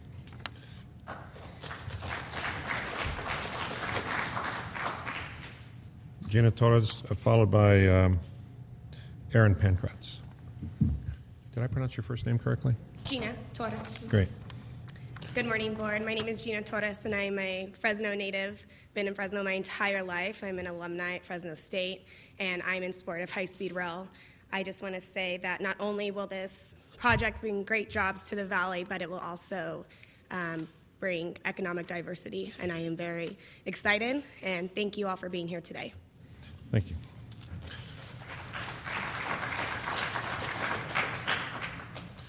And after Mr. Pankratz is Nick Kennedy. Good morning, board members. I thank you for your work on this project. My name is Aaron Pankratz, and I'm an instructor of economics just down the street at Fresno City College. I'm also the advisor of the student-led club I Will Ride, and I'm very proud of some of my students that have shown such energy for this project and the importance that infrastructure has in our state. I teach economics, and we talk about that importance of infrastructure. It makes me sad to see how this issue has become a partisan issue. It's really not. I usually find myself in very strong support of men and women such as the Honorable Jim Patterson. And to see this here in the Valley really become not just his argument, but a water versus rail argument. I haven't heard that yet here today, but that's become a big issue here in the Valley. We know that these are separate pools of funds, and we also know that, yes, we need water, storage, but we also need rail. We simply cannot move our people around based on the current infrastructure, let alone do this in 2050 with the population we'll have at that point. Former Governor Schwarzenegger spoke at the Milken Institute's global conference a few years ago in Beverly Hills, and he made an interesting statement. He said, how fast you move goods and people around is economic power. And I was just on the 210 freeway again east of Pasadena a few weeks ago, not moving at all. I had no economic power at that point. Meanwhile, the Metro Gold Line comes zooming past us a couple times right in the middle of the freeway. This is going to be the entire state in just a few years in gridlock. And to see the importance of infrastructure, I think it's such an exciting project, so fantastic, something we need. And I just want to encourage you and thank you for your work on this project, and thank you for the ability to, in the future, move goods and people around the state even faster. Thank you, sir.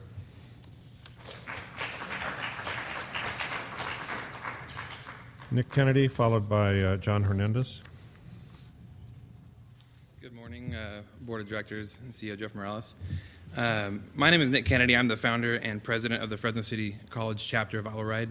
I also want to thank the Fresno City College students and our advisor, Aaron Pankratz, for coming in support. We thank you for your hard work in bringing this economically transformative project to the Central Valley. This project is already impacting the local economy here, and I can't wait to see how it will change the face of Fresno, as well as the other connected cities. We have been changing the conversation about high-speed rail on campus at Fresno City College, and the response has been really powerful. We believe that millennials understand that the benefits of the project will inevitably far outweigh the cost. This project is a 100-year project, as it's often said, and I think it's hard for us to grasp what that really means. And that means that for many generations, it's going to positively economically impact the whole state. I Will Ride, obviously, publicly supports the project. And again, I thank you for your hard work in bringing it to fruition. Thank you. Thank you.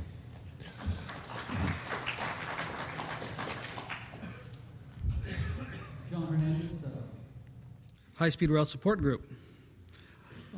Governor Brown, CEO Morales, Chairman Richard, Board of Directors.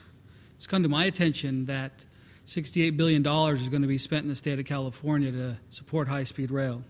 In response to that, I've formed the High-Speed Rail Support Group, which is dedicated to supporting the efforts of high-speed rail in California. It will serve to educate the public, inform and support procurement opportunities and job creation. One of our initiatives that we adopted this last Friday was called Contacts Equal Contracts. The High-Speed Rail Support Group, or SHRG, will do the following to help California small business participate in the contracts offered by the California High-Speed Rail Authority or its prime contractors.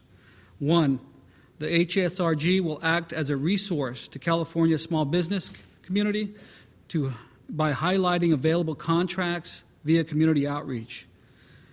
The SHRG monthly events will be a place where California small businesses can network and make more business contacts in a positive atmosphere. The SHRG will educate and encourage the California small businesses to collaborate with the ultimate goal of getting a contract.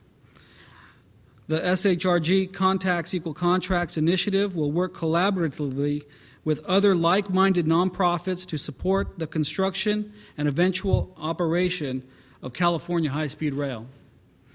The SHRG will help certify as many small businesses as possible via the resources offered by the U.S. government and the California government.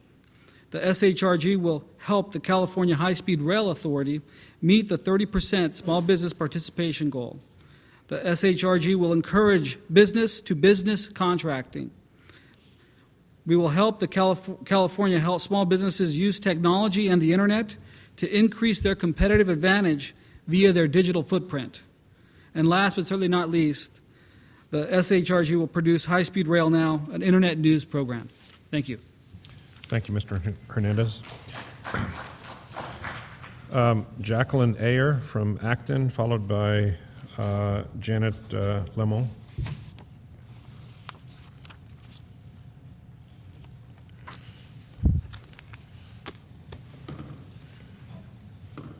Hello, and thank you very much for allowing me to speak to you. I'm going to take a right turn and talk about the drilling that's going to be going on in the San Gabriel Mountains.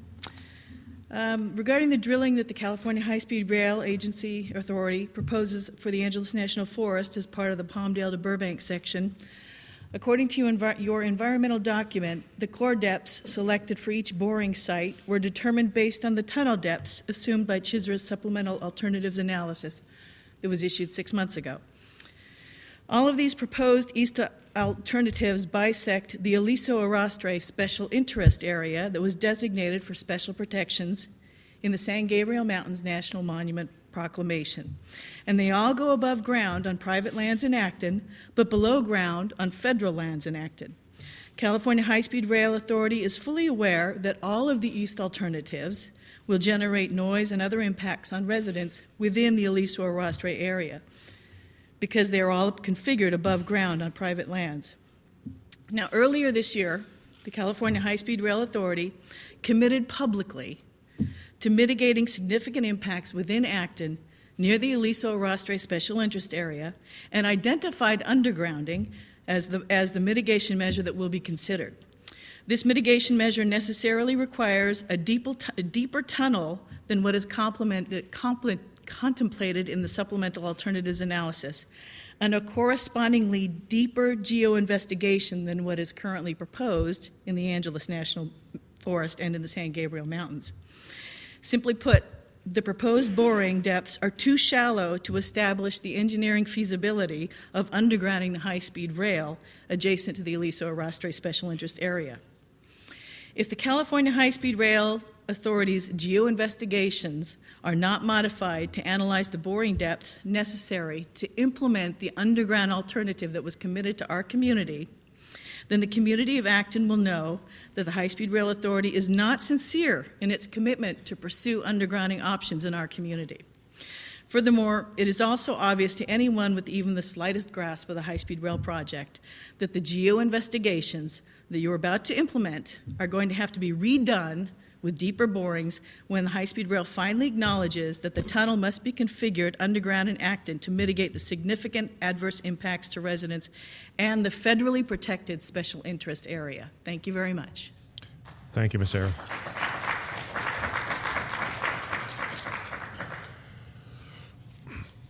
Ms. Lamont, did I pronounce your name correctly?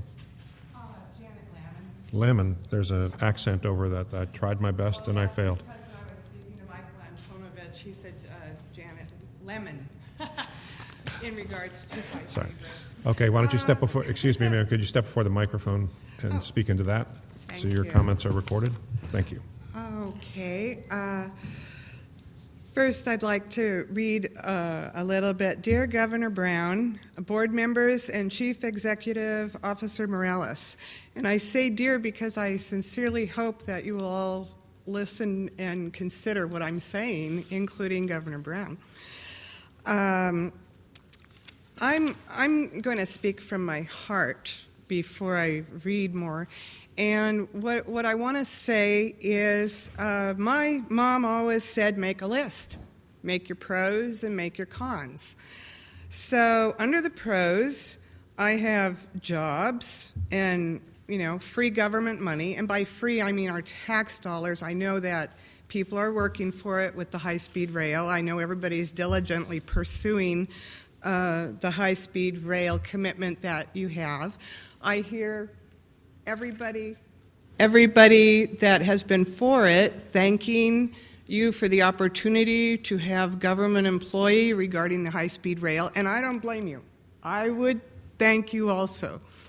However, those are the pros, and the cons are that the money is not free. It comes from us. It comes from the citizens of California and our tax dollars. And my concern is the sustainability issue without taxation, as people paying taxes, possibly the majority of citizens will have to pay in perpetuity for the spruce goose when it may only be afforded by government officials and CEOs and not afforded by the average citizen. And I'm talking ridership. And I'm talking usability, and I'm talking what taxes my children will have to pay. The other issue is, of course, we have a national debt which has not been sustainable and which is continuing to be a problem in our great country of the United States of America. We are going to have state debt, and we're going to have city debt. And yes, this is wonderful now with the jobs, you know, all the inspections, all the permits, everything that's going on. Everybody's working, everybody's happy. But in the end, it comes down to citizen debt and our property taxes and the taxes that will be imposed on us in order to facilitate the high-speed rail. And I heard the mayor of Fresno saying that you're working from the ground up. Well, every person that owns property, it is their ground. My husband and I, we own property. The high-speed rail, one of the 3 paths that has been presented to me, is the northern section, which is hundreds of yards from my feet, from where I live, from one of my properties that I pay taxes on. I am a stakeholder, but so are my children, and so are all of your children for the future. So if you can't make this affordable for the average citizen that's going to end up paying taxes on this, you should scuttle it, or you should figure out your investors. And from what I understand, you don't have any. I respectfully submit that, and I have the paper here that I've written up. Oh, and I did want to read this. It has come to our attention that the DB International, capital G, M, B, capital H, responded to your request for private investment to fund the construction of the California high-speed train project. Is it true they advised you they will not invest in your project because A, the authority should break the project into 4 design-build packages, B, the project is large, it will likely have fewer bidders, C, there are no projects of this size in the United States, so the lenders see this project has higher risks. D, lenders will want guaranteed cash flow from the state to finance the project.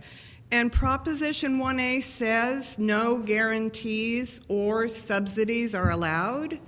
Please publicly respond to my question. Thank you for everybody for hearing me. Thank you. Pam Walter, followed by Chris Schill.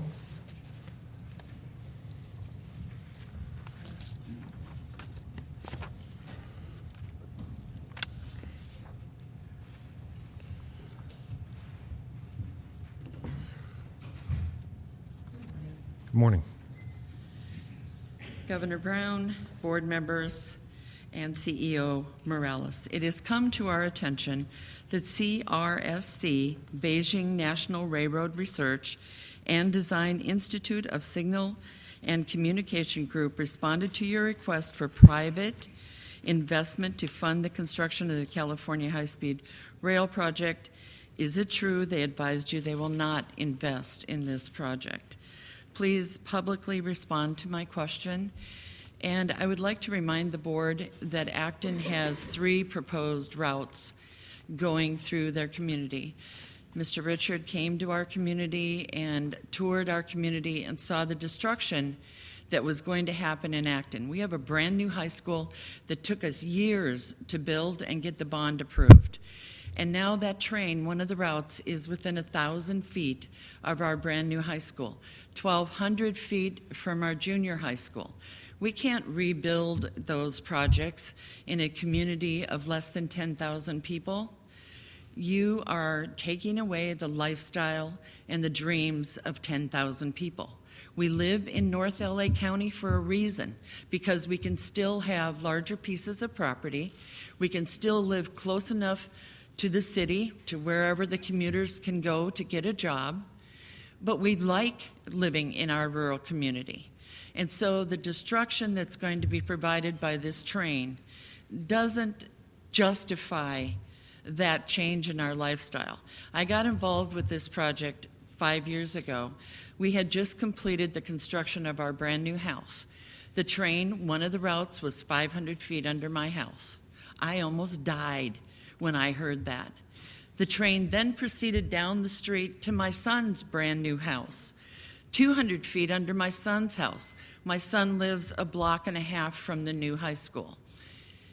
What do we tell our kids and our grandkids about this project? How do we justify all the years that we've worked to be able to live in that community? And you're going to take away what we've worked for. If the train's got to come through Acton, get it out there in the National Forest and get it underground. Don't take away what we've all worked for. I am Pam Walter, Acton, California, president of the Acton Aqua Dulce Brokers Association, and I could go on for another 5 minutes about the devaluation of all of our property values in Acton and Aqua Dulce. Thank you. Thank you, Ms. Walter.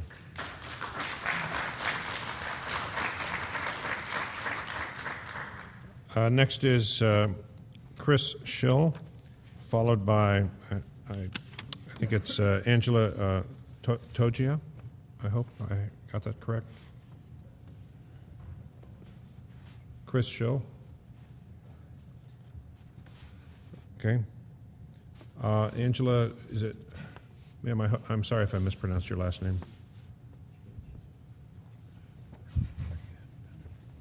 Good morning. Thank you for the opportunity to speak to you today. My name is Angela Togia. I'm a resident of Acton, California. I'm also here to support the Hanford Group, and I am in opposition of the high-speed rail. My family owns several properties in Los Angeles County, 3 of which in Palmdale, 2 in Acton, and 2 in the city of Burbank. I am in strong opposition of the high-speed rail, especially as its above-ground route through the community of Acton and Aqua Dulce.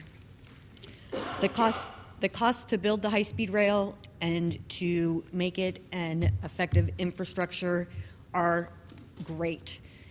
The amount that is projected to cost the taxpayers of California is significantly higher than the amount that we had voted on and had anticipating the cost to be.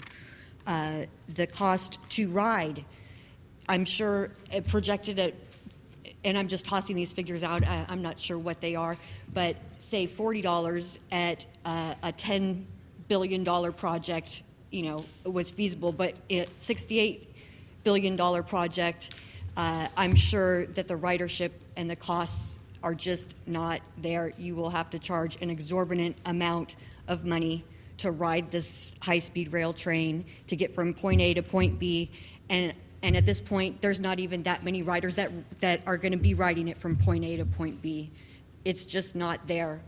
And the cost to our community is more than one community, Acton, Aqua Dulce, the San Fernando Valley, Pacoima, San Fernando, the city of San Fernando. Many cities and communities are in opposition of the high-speed rail because you are devastating properties. The cost is just too great. We can't support it. And as we've heard today, the investors aren't willing to invest in it either because it's not a viable project. Thank you for your time.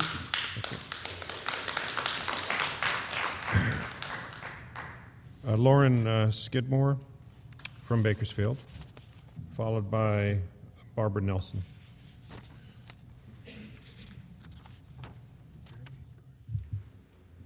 Good morning, Chairman Richards, members of the board. My name is Lauren Skidmore, and I am with Kern Citizens for Sustainable Government. I serve as the director. This organization focuses on local government and policy issues throughout Kern County. My organization is supported by private business owners throughout Kern County, and we have strong ties to the areas in which high-speed rail touches, especially in regards to the proposed heavy maintenance facilities in Kern County. Since the high-speed rail conversation is heavy in Bakersfield and throughout Kern, I've been asked to begin representing the millennial generation of Kern. We are excited for the future of high-speed rail and look forward to the positive economic impacts it will provide.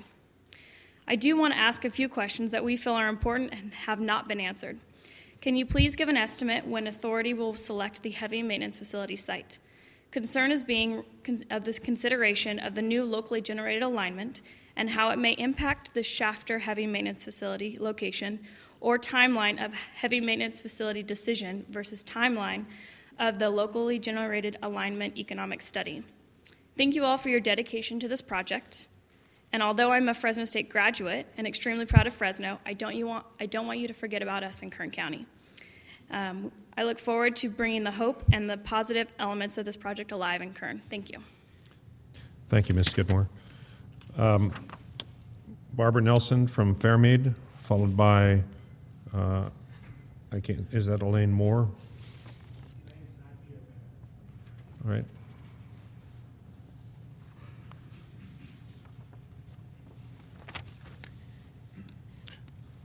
I'm sorry, did you say the next speaker is not here?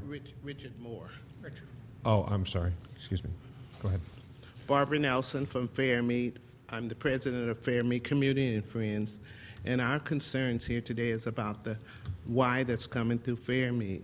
Fairmead is a community that's unincorporated between Madera and Chowchilla. We're mostly people of color, people of low income. This high-speed rail will have a big impact on our community. I was talking about it to my mother, who has property there, and she said, well, if it comes through my property, where am I going, Barbara? My mother's 91 years old. I said, I don't know, Mother. But anyway, another part of it would be close to our school that we have there. We would like for you to take that route of Avenue 21 and 13 and not come, and two of the routes affect that community. Thank you. Thank you very much, ma'am. It's Mr. Moore, right? Yep. I'd like to present to you. Do you have a sketch on your of the route? Yes, sir. That you can put up? Could somebody help this gentleman with the microphone so that we can record his comments?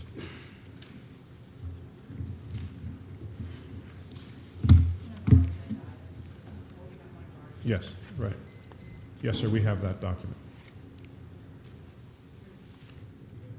I'm sorry, what? You're not able to project it? No.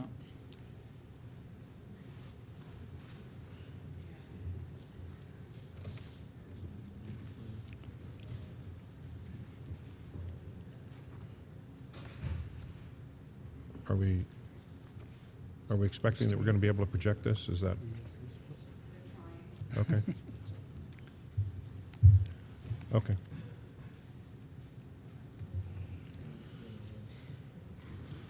You got to push it the other way. Okay. Yep. Okay. Yeah. You can see on the projection there the two loops. The one to the right goes through Fairmead. Also, the one route that connects with 13 and 21 go through Fairmead. So we have two routes that's proposed to go through Fairmead community, which is a historical site, basically, because it was a small town before even, I think, Chowchilla. And it's a small community. And it's close to the Chowchilla and 152. And if you can compose what we're talking about, is the community itself will be divided in half when that rail goes through, if it goes through there. And we would propose doing 21 and a half. That eliminates going through Fairmead and less track for the high-speed rail. And people were talking about taxes and the effect that they would have on them. We're all going to pay taxes, regardless of how much it is, whether it's county, state, federal. We're always going to have something to develop in the state, in the country. And so we're going to pay taxes regardless of how much it is or when it is or how it is. And also, like Interstate 5, when it came out, you had opposition against it, crossing so many counties. And I can remember going out to Interstate 5 and seeing only one car maybe in a half an hour. Go out to Interstate 5 today and look at the amount of vehicles traveling that road. So in the future, you need some kind of a trail that, as the train will have, a commitment on the communities and be able to go with it. But consider the routes that, on the Y, that you would, I would hope that you would take 21 and a half. And thank you. Thank you, sir. Our last public speaker this morning is Jean Laird from Acton.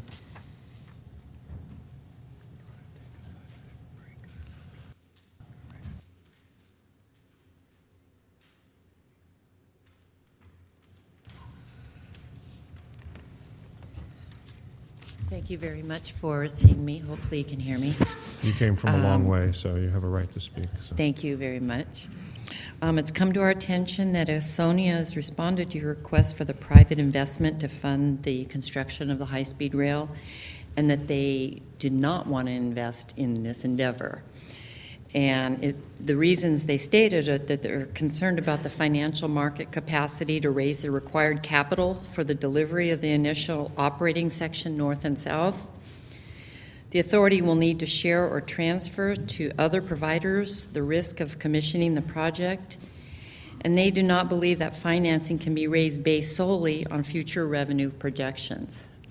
Now, from down south, I've not come this far north in this whole high-speed rail thing, so honestly, it's been very eye-opening. I had no idea that there was actually a single person that was in favor of it. I really didn't. Going down towards Sunland, Tahunga, Santa Clarita, all the way up, everyone says, who is going to ride that?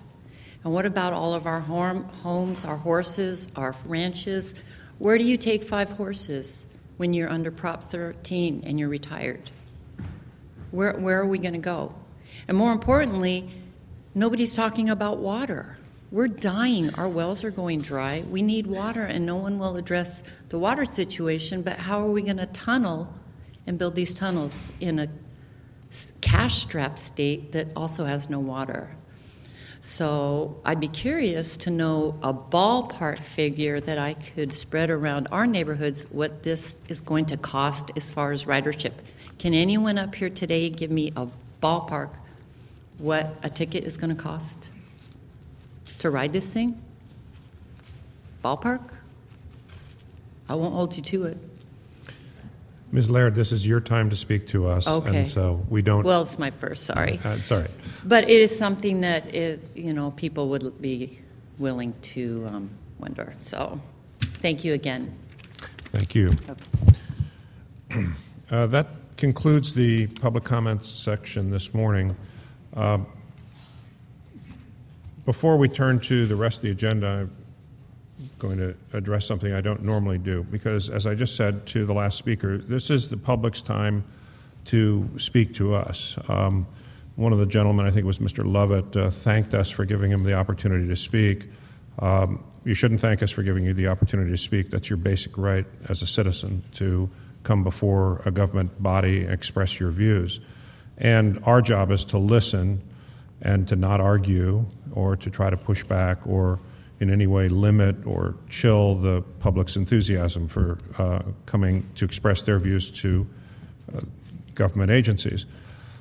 On the other hand, this morning, a series of people raised a question, and all of their comments started with the same question. Is it true that we've been told by the succession of companies that they have refused to invest in the high-speed rail system? And these speakers asked for a public response. And I'm sure that this will be the subject of a lot of dialogue over the future weeks and months. But I'd like to give a public response this morning. No, it is not true. Number one, that is not the question that we asked all of those companies. We did not ask them whether they would invest in the system. That is a question for later. What we asked them was two things. In light of the legislature's adoption of cap and trade funding for high-speed rail, would they see that revenue stream as a basis to help finance, which is different than invest, finance part of the construction? And if not, what ideas would they give us about making those financeability criteria more achievable? The second question we asked them was, as we look at major construction packages, what is the best way to organize our procurement? For those who are global companies who provide huge infrastructure projects, what do they think would be the most efficient ways for us to group the packaging, to aggregate, to divide? How should we do that? And we got quite a bit of very good information from them about that will help us in our future procurements. And I would just end with this. If the question is, does the private sector have an interest in high-speed rail, many of you who are business owners and those of you who are citizens who are not business owners could reflect on it this way. I don't think you have 36 international companies who spend quite a bit of their time and their money to write responses ranging from 20 to 50 pages to tell you that they're not interested. If they're not interested, they don't respond and they go on and do something else. So I just want to make sure that we put this in context. It is a fair question for citizens to ask. Let me be really clear about that. But I think that there's been a lot of confusion about what it is we asked and what it was that the private sector responded. And finally, I just want to say one other thing. One of the speakers this morning made reference to a recent article in a newspaper and concluded from this that this organization somehow was sitting on some secret information about known cost increases in the project. The only information that we're sitting on is that we think that the current trends that have allowed us to come in below our budget estimates are going to continue. And the speaker referenced a comment that I made on a radio show. During the rest of the radio show, I dismissed that report as being totally baseless and unfounded, and basically it was bunk.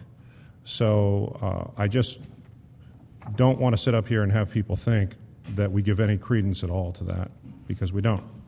So with that, it's been kind of a long morning. I'd suggest that we take a 5-minute break. We'll come back and we'll pick up on the regular agenda. Thank you.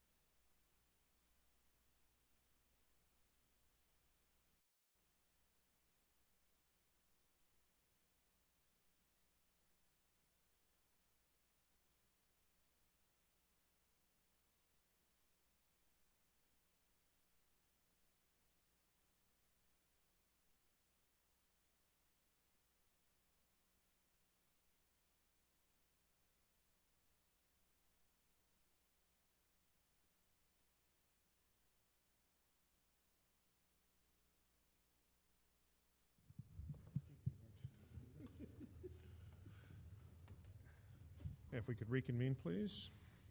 Thank you all. And we will now move through the regular agenda. We'll begin with item 1, a consideration of approving the board minutes from the October 16th, 2015 meeting. So moved, Mr. Chair. Okay. Hold on one second. 1, 2, 3. Do we have quorum? 5. Okay, yeah. Moved by Vice Chair. Thank you.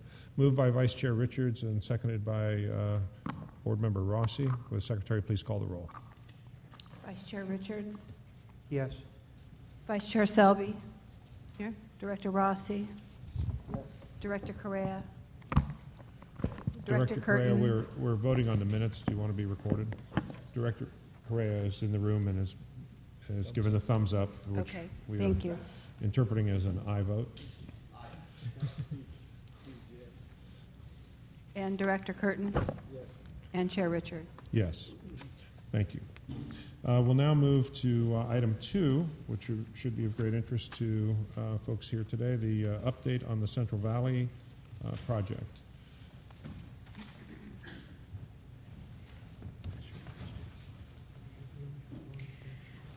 Good morning. I think it's still good morning.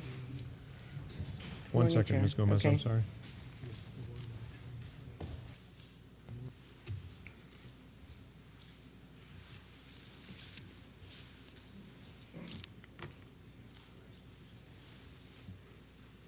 Ms. Gomez, I'm sorry. Good morning. Yes, good morning. What I wanted to do today was provide an update on the Central Valley. So we'll have, since 3 presentations. The first one is the progress. I also have Scott Jarvis, our chief engineer, who will assist if we have technical questions or questions that I can't answer. And we also have with us, because we are going to talk a little bit about, give an update on the Caltrans project. So we have Sherry Bender-Elder, the District 6 Caltrans director, also present here.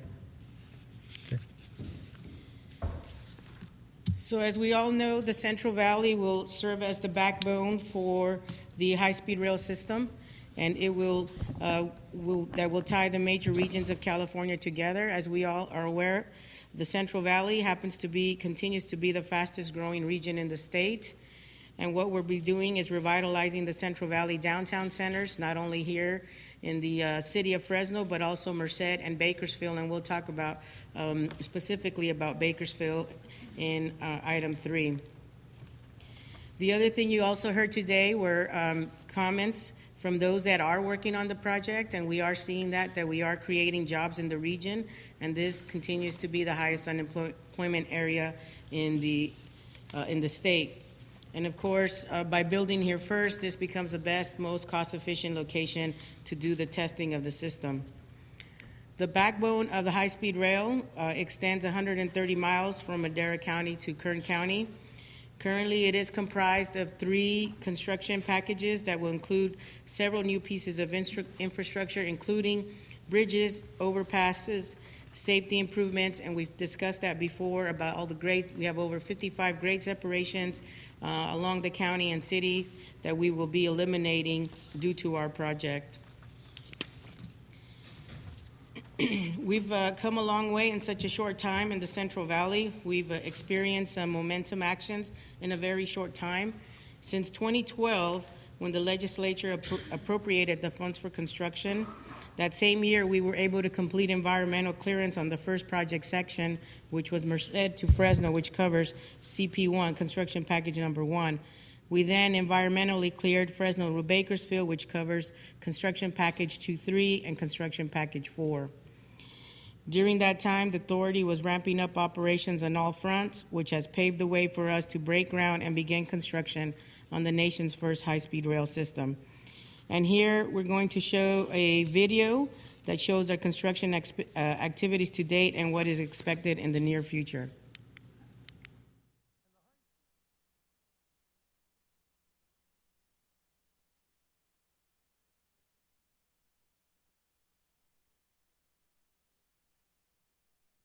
And And the high-speed rail links us from the past to the future, from the south to Fresno and north.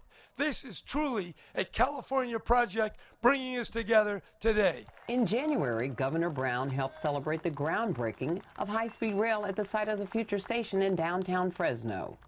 It's about men and women in hard hats actually making stuff. But you got to put something in the ground. You got to get these building trades men and women doing stuff. That's what makes America, what makes the world go round. That work starts with Construction Package 1. It begins at Avenue 17 in Madera County, traveling through Madera and Fresno County to East American Avenue in downtown Fresno. The design-build contractor, Tudor Perini Zachary Parsons, is hard at work on the 29-mile segment, with the first construction currently underway at the Fresno River Viaduct in Madera. Piles are now in place. Columns are being built for the 1,600-foot-long structure. 7 small businesses equaling 74 workers are actively involved in the Fresno River Viaduct construction. Work here is expected to last about another 10 months. As the work in Madera progresses, several other locations have been identified where work could begin in the coming weeks and into early next year. There is another location at Avenue 12 that looks promising. Work there will create a grade separation between the tracks and the busy roadway, which will increase safety for both vehicles and pedestrians. Other projects include: in Fresno downtown area, there is the Tuolumne Bridge demolition. That is also a possibility. There is State Route 180 that we will build a tunnel that goes under State Route 180. Overall, we've identified seven locations, including Fresno River Viaduct. All that work is being done using Tier 4 machines, the greenest construction equipment available. And you don't have to look hard to see it. This is our equipment yard right off Highway 99. Highway 99 is where Caltrans expects to begin work in December on another high-speed rail-related project. Over the next 2 years, Caltrans will move a 2-mile section of Highway 99 100 feet to the west. It reconstructs 3 bridges that are existing now, 2 over the Union Pacific Railroad and 1 over 99. All 3 of those bridges get reconstructed about 6 feet higher than the current bridges and slightly realigned to accommodate the high-speed rail corridor. And throughout Fresno, high-speed rail has been busy with the demolition of several vacant buildings, including the Del Monte plant, the Kerr Rug building, and the Del Mar Motel. Other crews have also been busy with utility relocation throughout the Fresno area. And while work continues on Construction Package 1, design-build contractor Dragados Flatiron is focused on Construction Package 2-3. That's the 65-mile stretch traveling from South Fresno through Fresno, Kings, and Tulare counties. It ends 1 mile north of the Kern-Tulare County line. Right now, the contractor is finishing designs, busy acquiring property, doing utility and demolition work, and is preparing to begin roadwork improvement in the next few weeks. We're actually hoping that we can get into major construction by spring of next year. So I think we're going to make it. And finally, Construction Package 4. It extends 22 miles to Poplar Avenue north of the city of Bakersfield. The design-build contract is expected to be awarded and executed in early 2016. Several more in January. One of the sites that we didn't talk about in the video is the San Joaquin River Viaduct, where we are expecting to go next. Construction Package 4, we have the 5 bidders who will be submitting their proposals next week on Wednesday. And once we receive the packages, we will start evaluating and hopefully opening up the bids on December 23rd and bringing to you for a recommendation and approval of awarding construction package number 4. In terms of right-of-way, I know in the past you've heard a lot of concerns about our right-of-way process. So we need over 1,400 parcels are needed in the Central Valley. We do have to follow state and federal laws. Those are some of the questions that we do get. One of the other things is that we do need environmental clearance before we can actually start acquiring right-of-way. So that's been some of our limitations. We have had a slow start to property acquisition, and as I mentioned, you have heard a lot of concerns, but we have been having some lessons learned that I would like to just kind of go over a little bit. The biggest thing was putting us in their shoes, really understanding what the property owners were feeling. The biggest lesson we've had is really trying to establish a relationship early during the environmental process with those property owners, understanding individual concerns, outlining and communicating the right-of-way process. That was one thing that as we were going through the environmental process, we hadn't been doing a good enough job of communicating what everybody would be going through. What is that process? Now at every public meeting, we have a right-of-way team dedicated to explain that process. Improving communication and protocols. Increasing the local staff. We do have more right-of-way staff here in the Central Valley, and they have been out. They've been the face of high-speed rail. Refining internal process. We continue to do that, trying to expedite payments. In some cases, when we're asking small businesses to get relocated, they don't have the funds to be able to do that up front.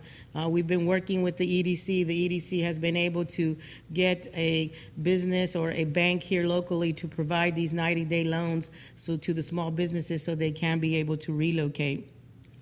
And the big thing has been partnering with the cities, the counties, and specifically the EDC. We do appreciate the local agencies along with EDC helping us with the businesses and some of the homeowners. 84 of the residential relocations have stayed in Fresno County. This was a big concern for the mayor, was any business that would be impacted, how can we get them back relocated to within the city of Fresno or the county? 98% of the businesses relocation stayed in Fresno County. 1/4, and we will talk a little bit more about that, have taken the opportunity to expand. For the home residents, half have transitioned to home ownership. So we were relocating those that were renting, and as we were relocating them, they opted to go and acquire a house. Others have moved into larger homes. So this is the work that we've been doing, again, with our local agencies, with the EDC, with our contractors, again, to be able to provide that additional benefit and services as we were going through the relocation process. We like to share with you 2 stories of those businesses who took the opportunity to move and grow and expand. A children's dance studio trying to make a future in one location.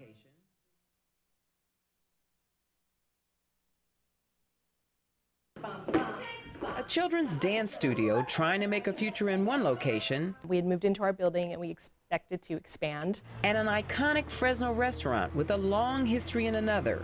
The old location has been in my family since 1902. Seem to have little in common.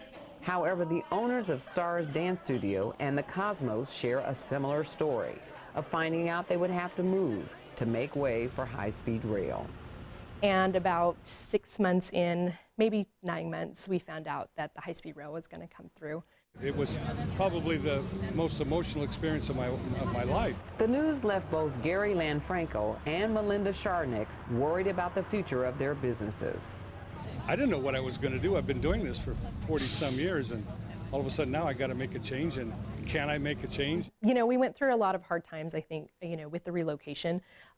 Just like any business having to move. But with the help of the authority and Fresno EDC, both have found new homes. The new home of the Cosmos is currently under construction next to Selland Arena and the Fresno Convention Center. It's expected to open in the spring. It's worked out great. I mean, it's a positive move for us. I'm really happy about going to a new location. It's time. I've done this. I've been in that old one long enough. And Melinda has moved here to the Fig Garden Loop, where her business is not only surviving, it's thriving. Once we moved in here, we just really expanded, and having the extra room has been great. We've gotten to get a couple extra teachers. We've grown a lot. Two very different businesses with similar successful relocation stories. Here's to Cosmos. Cosmos. Founded in downtown Fresno. Its relocation provided the opportunity to invest in expansion. It resulted in increased business and growth in staff. They have hired 40 new employees in the last few months. And again, this was all. The other key thing about OK Produce is these are the impacts that we're trying to quantify. They use local contractors to remodel their new facility. So they have invested, not only we've invested in them, but they then turned around and invested in local businesses here in the valley, as it was alarm companies, contractors, engineering, sprinklers, all those kinds of businesses that received contracts from OK Produce. Some other successful relocations, Main Event Graphics, La Tapatia, which is an ice cream factory, Transtar, and Valprint. And so those are other examples. And we have other companies that are being relocated. We're Flowway. They're being reconfigured. They're using a local engineering construction firm to do all of that work as well. Cosmos, if you go by the new location, they're utilizing local contractors as well to build their new restaurant. And so we are looking to be able to find ways to quantify all of those economic benefits. Here are some successful relocations in their own words, letters that we have received. You were extremely helpful each step of the way, from assisting us from the documents to finding the facility that met our specs, to obtaining moving bids, the reimbursement process, and everything else. What I most appreciate is your consistent, honest communication throughout the process. This is Rich Ellis from Transtar Industries.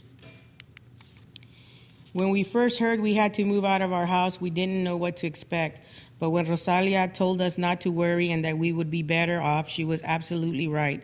She said that they were going to be helping us with everything that made us feel a lot better at ease, and things turned out great. We did not think we would ever be homeowners in the United States, but it's a dream that Rosalia and our realtor Horacio helped us accomplish and come true. Ablemnik and Vidura Martinez, they're Central Valley farm workers. You heard earlier from Mr. Johns. This was a huge relief to us. It will save our family farm. All in all, we have nothing but good things to say about your service and involvement with the process. When this train is built, we will be the first in line to write into history books, and we will hope you get many chances to do the same. How amazing it's going to be for us to see the bullet train go right by our ranch, and to tell our grandchildren that we were planning for their future. So all in all, these successful relocations and the improvements we made in right-of-way have been a team effort with our right-of-way staff, our right-of-way contract subcontractors, the cities, the counties along the alignment, and of course, EDC. So here in Fresno County, their work is supported by the County of Fresno, City of Fresno, and Fresno EDC. And Madera County, the County of Madera has been very helpful in the relocation process. The last topic I wanted to cover was about small business participation, and you heard earlier today from several of our small businesses working on the construction package 1. We have 60 small businesses and vendors committed, over 254 million utilization commitment. Their work has varied from environmental studies to demolition to design.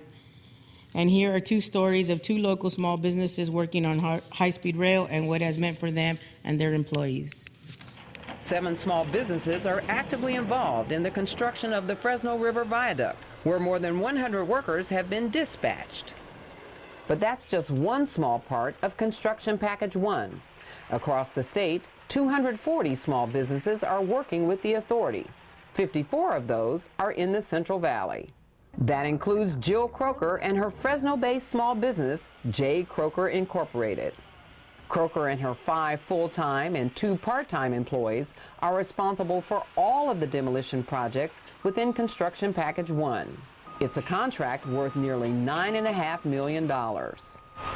You know, for small business, you don't always get that opportunity to know that there's going to be steady work out there. So that is one advantage for myself. And Croker recently hired another operator so she can tackle multiple demolition jobs at the same time. I do want to gear up to have probably 2 more crews as the properties are getting released a little quicker now. Before Jill's crew can do its work, Paul Cachadorian and his workers at the Fresno-based Catch Environmental do theirs. Before any buildings get demolished, we had to go in there and remove all the asbestos, lead-based paint, any chemicals. With an $8 million contract, Cachadorian went to CalWorks to help fill out his crew of 25. CalWorks is a state program that offers training and assistance finding work to those who are struggling to make ends meet.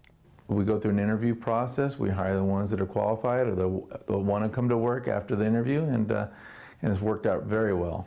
Maybe the best example is Honorio Garcia. He'd been unemployed for nearly 6 months. He's now a lead supervisor. He stood out, initially out of all the guys. We have other people that are moving up in the ranks, but Honorio's worked out to where he's running the job solely by himself. But more importantly, listen to the impact this job has had on Honorio's life. My life completely changed. Prior to working for him, I was actually living with family members. He allowed me to actually get an apartment, and now I recently got a house that I'm purchasing. Having a house is something that I've always wanted. I just never thought it would be a reality this soon, you know. I have a family, 2 daughters, and I get to see them go to sleep in our house every day, and that's a great feeling. I mean, it's a blessing, really, you know, and through Paul and the high-speed rail, I'm able to do this.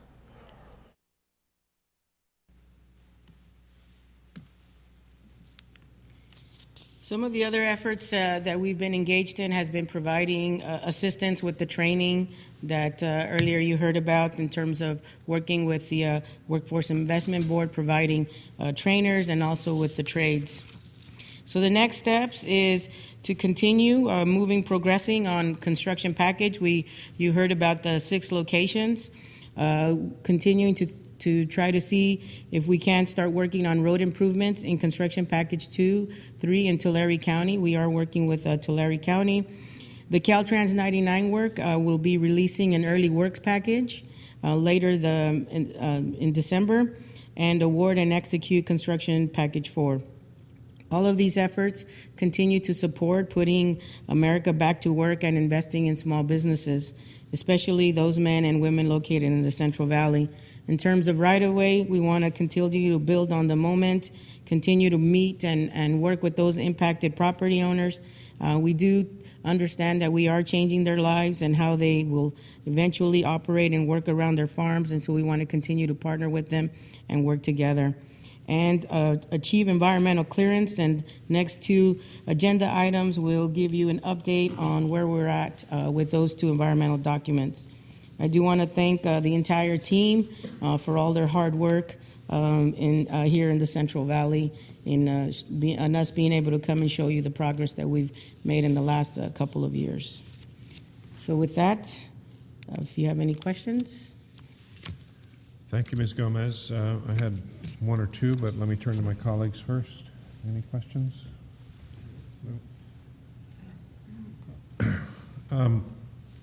I don't need an answer for it today because I don't want to put you on the spot, but I would like to follow up with you and Mr. Morales on the Sunny Jim situation and understand that and where we are, what we can possibly do, and so forth. So, as I said, I'm not trying to put you on the spot right now with that. Second thing is, are you sitting on some $9 billion overrun that you haven't told us about? I'm actually under budget. Yeah, really. I'm sure I'll read that somewhere. That's the truth they were asking for. Okay. That's good. Okay, that was really my question. Any others? Okay. Diana, you do a great job. Thank you very much. Thank you. We very much appreciate your professionalism and hard work, and Thanks. it's really nice to see the progress that's coming along here. Go on to agenda item 3. Is that you also? It is. Yes. Look at that. Next 2. All right, we'll move to agenda item 3. Okay, what I wanted to do was provide an update on the why, and we did hear earlier from several of the impacted property owners. Also with me here is Mark McGarn, our Director of Environmental, in case, again, if you have some of those technical questions that he can assist in answering. And so we have talked a lot about the Central Valley Y. We've been talking about it for several years. That is what connects the train tracks branching off from the main line towards different directions. So they will either go north to Merced or to the west to San Jose. Each direction, 2 tracks must become 4 tracks to travel in 2 different directions. So just kind of a little timeline and process. Since 2009, the authority has been working with residents, stakeholders, and others to identify a range of Y alternatives. The Y was originally analyzed as part of the Merced to Fresno section environmental process. In 2004, the authority decided to carry forward the Y area for study as part of San Jose to Merced section. In early 2013, based on further study and stakeholder feedback, 6 alternatives were preliminary identified for future evaluation. At that time, it was decided to study the Central Valley Y as a supplemental document to Merced to Fresno project section. Since the last board presentation in May of 2013, the authority has continued to meet with a wide variety of stakeholders through ongoing community engagement and regulatory agencies as part of the environmental clearance and permitting process. And we narrowed the alternatives from 6 to 4. And then we continue to have further discussion and further studies, and we have then now gone to 3 alternatives which are being evaluated. That's State Route 152, where both alignments on the north side of State Route 152. One goes to Road 13, the other to Road 19, and then there's Avenue 21 to Road 13. We've had community open houses in Chowchilla and Fairmead. Once a month, we meet with the Farm Bureau Working Group, which includes Madera and Merced Farm Bureaus, Preserve Our Heritage, and Chowchilla Water District. Stakeholder meetings, we've had more than 48 one-on-one meetings, including with local residents and businesses, school districts, Madera County, Chowchilla, Fairmead, Merced County, and irrigation districts, state and federal agencies, and elected officials. What I want to do now is kind of just talk a little bit about some of the pros and cons of the 3 alternatives. The key evaluation criteria that we are required to use is agency and public input, aquatic resources, agricultural resources, the cost, the financial viability, community impacts, environmental justice, noise and vibration, proximity to existing community and transportation facilities, residents and business development, traffic and circulation, travel time, visual impacts. The first one is State Route North to Road 13. This alignment does follow a major transportation corridor of Highway 152, which passes along the southern limits of City of Chowchilla, then crosses State Route 99 and the UPRR corridor. It passes through the community of Fairmead along the existing road, and to the south, it will connect to CP1 adjacent to BNSF and Madera Acres. Ms. Gomez? Yes. Since we, Mr. Morales just reminded me, since we had representatives from Fairmead here this morning, can you just point everybody to where that community is? So Fairmead is, I don't have a pointer, maybe I do. Oh, there, it kind of dies out. It's, if you look at kind of where the Y to, on, with the blue alignment, oh, Right. Okay, it's right, there is Fairmead right there. Okay, thank you. And we have been working with the community of Fairmead. We have met with them several times. We've made adjustments to the State Route 152 alignment. We pushed it up to the north after we met with several of the regulatory agencies. So we did push it to the north to avoid the school that they have there in Fairmead. And we're going to continue to meet with Fairmead to determine potential mitigations for both of those alignments.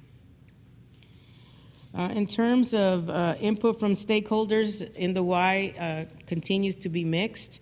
We have strong support from the community for using State Route 152 corridor and associated safety improvements this would bring. We would be eliminating State Route 152 during the winter, gets a lot of fog, and we'd be eliminating a lot of those at-grade crossings in terms of their county roads. So we would be eliminating those, creating a safety improvement along that corridor. The city of Chowchilla is opposed because of its proximity and potential impact to future development, and you heard earlier about the Fairmead community. We have received letters and comments specifically about State Route 152, but also about Road 13 and Road 19. The next one is State Route 152 to Road 19, which also follows the 152 corridor. This connection to Merced is along Road 19, traveling east of Chowchilla, passing through additional areas of large development between Chowchilla and Fairmead. Again, I mentioned the work that we are doing with the community of Fairmead. This alignment here used to be at Road 18, and again, meeting with the regulatory agencies, we moved it further to the east, and we landed on Road 19. This alignment has support from several elected officials, the Chowchilla High School District, and as I mentioned, the city of Chowchilla opposes anything along 152. We've received a considerable amount of letters and support for this alignment as well. We have met with the Chowchilla School District and trying to work with them. Their biggest concern is whatever alignment we pick does impact their busing route. So within that community of Chowchilla, the school districts are required to bus in students from around the county. The next third one that we're studying, Avenue 21 to Road 13. This follows Avenue 21. It is a county road, and it connects to CP1 and follows Road 13 to connect to Merced. However, this alternative will create another barrier and would isolate the properties between the existing State Route 152 and Avenue 21. This Road 13, Avenue 21 has the least impacts to City of Chowchilla and Fairmead. We've had community letters and comments expressed support for this alignment as well. The school districts, several school districts oppose because of, again, proximity to their school and anticipated impacts to student transportation. Others, including Preserve Your Heritage, oppose the alternative because it does not follow a major east-west transportation corridor. Placing a high-speed rail 2 miles from State Route 152 would ultimately create a partially isolated strip of land between the highway and high-speed rail. Diane, if I may interrupt for a moment. Yes. Did you repeat that again on 21 and Road 13? Is that the one that you said had the least amount of impact on Chowchilla and Fairmead? That is correct. Thank you.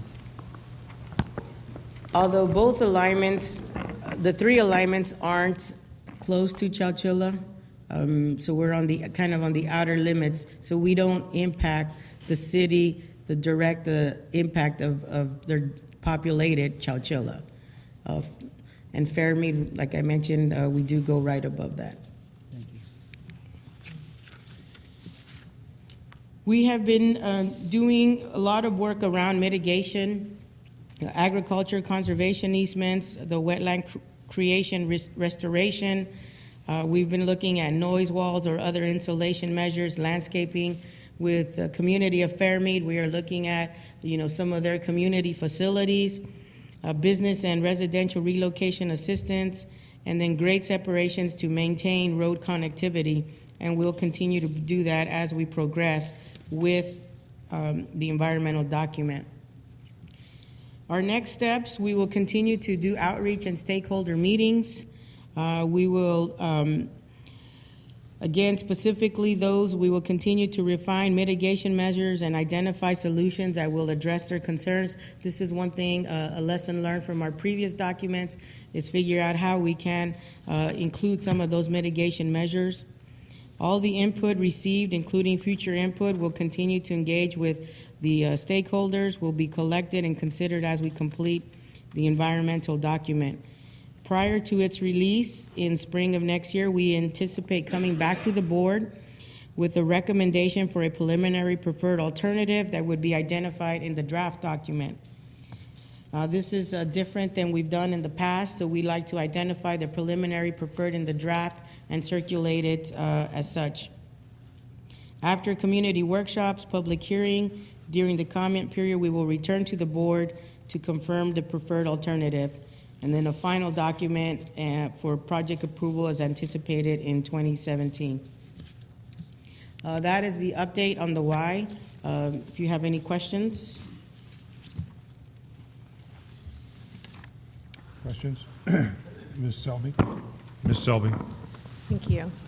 I wanted to check, I wasn't quite sure if I misheard.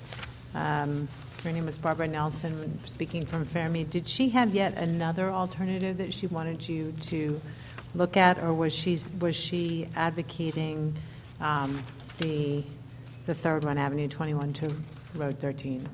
The community of Fairmead?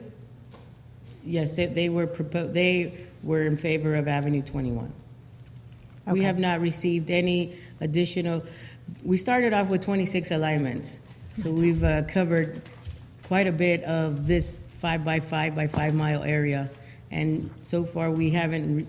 We've made refinements based on from the community input and from the regulatory agencies, and we feel these are the three that we want to study. Thank you.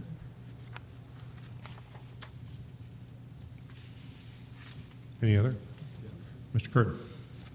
My assumption is Avenue, Avenue 21 is south of Fairmead and it would have less impact.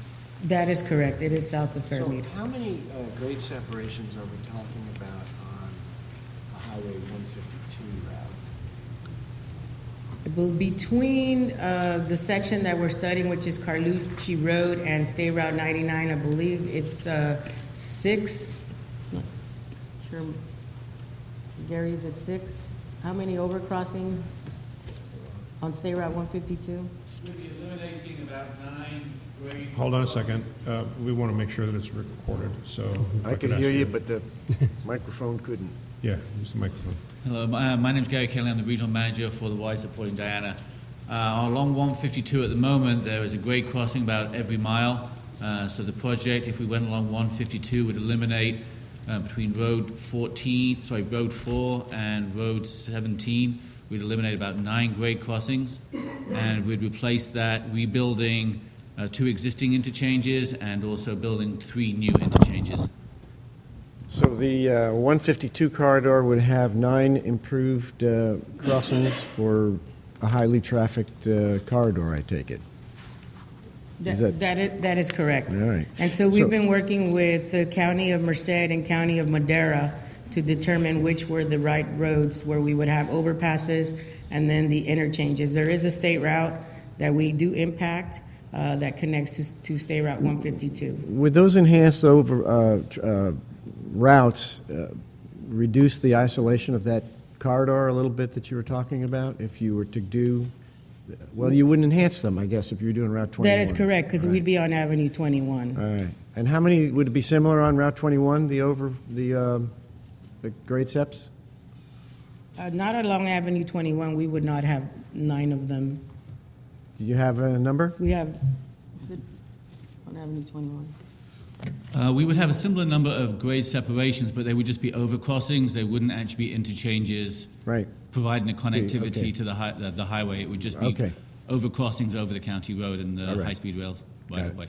Okay, so it wouldn't actually improve that particular transportation corridor. It would just be getting the high-speed rail through it. No, it primarily just maintain the connectivity, but it wouldn't actually be an improvement along the county road. All right, thank you.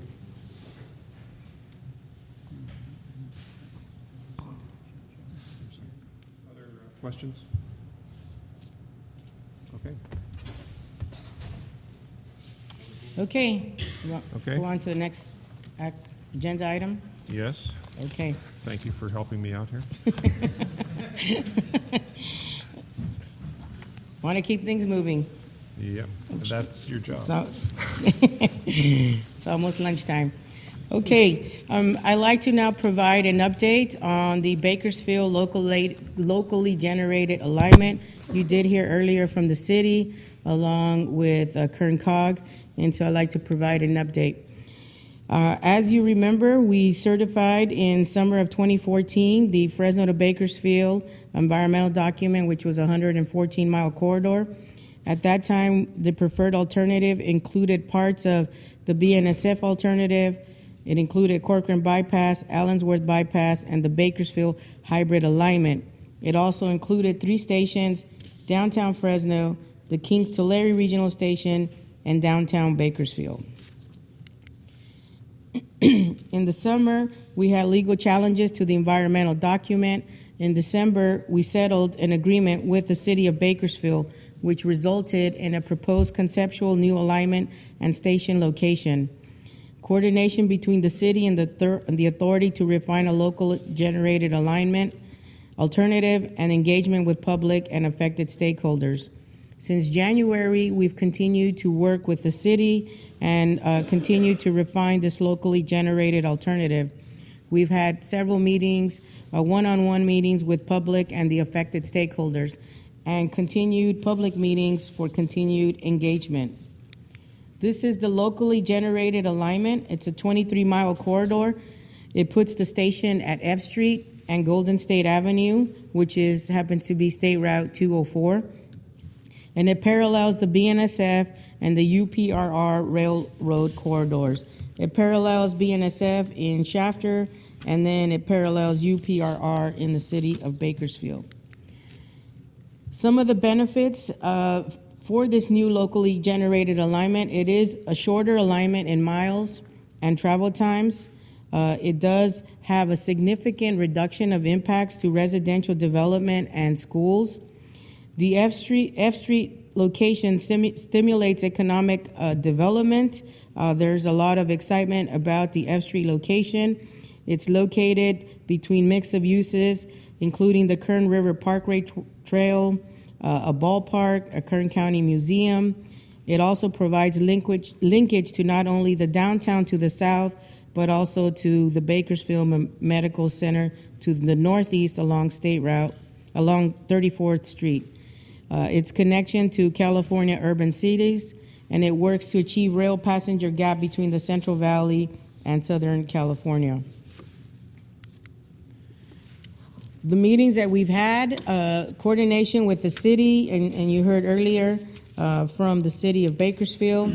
We've had 9 technical working groups. They came to us with the concept of a locally generated alignment. We have refined it, and continue to make adjustments to it as we meet with some of the major businesses that are impacted, like Rain for Rent, like Halliburton. We've had more than 30 one-on-one meetings. We've had 3 open houses, including FRA 2 weeks ago. We've also met with the Mercado Latino Tianguis, which is an activity center that is impacted. We've had stakeholder working groups with Sumner Street businesses, which are businesses that would be impacted. We're proposing to build the high-speed rail in the middle of Sumner Street, which would, so we're trying to see how we can ensure that those businesses continue to thrive.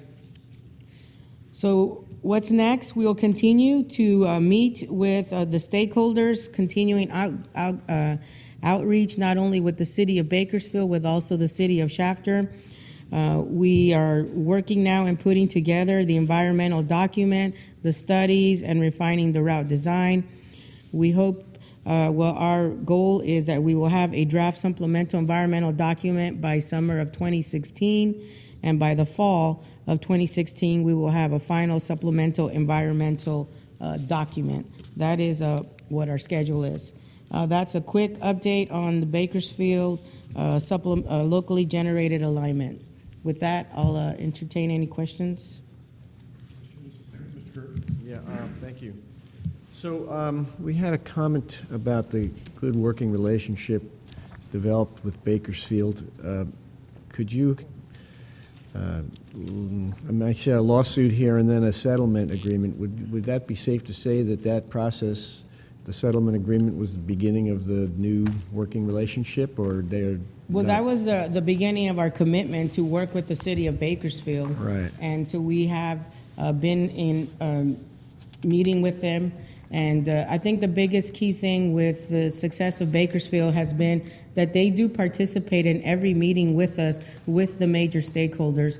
So it isn't just high-speed rail coming and selling the alignment. It's also the city of Bakersfield as well, who Right. comes to those meetings. So that really has helped. And they've also seen how we make adjustments to the alignment or to some of the local roads to Right. minimize those impacts to those businesses. Right, I got that. And that is an offshoot of the lawsuit that everybody said, let's put this aside and sit down and work this out, and that was the December 2014 settlement agreement? That is correct. Okay. So on the next page, I'm a little, just help me out here. There's two alignments.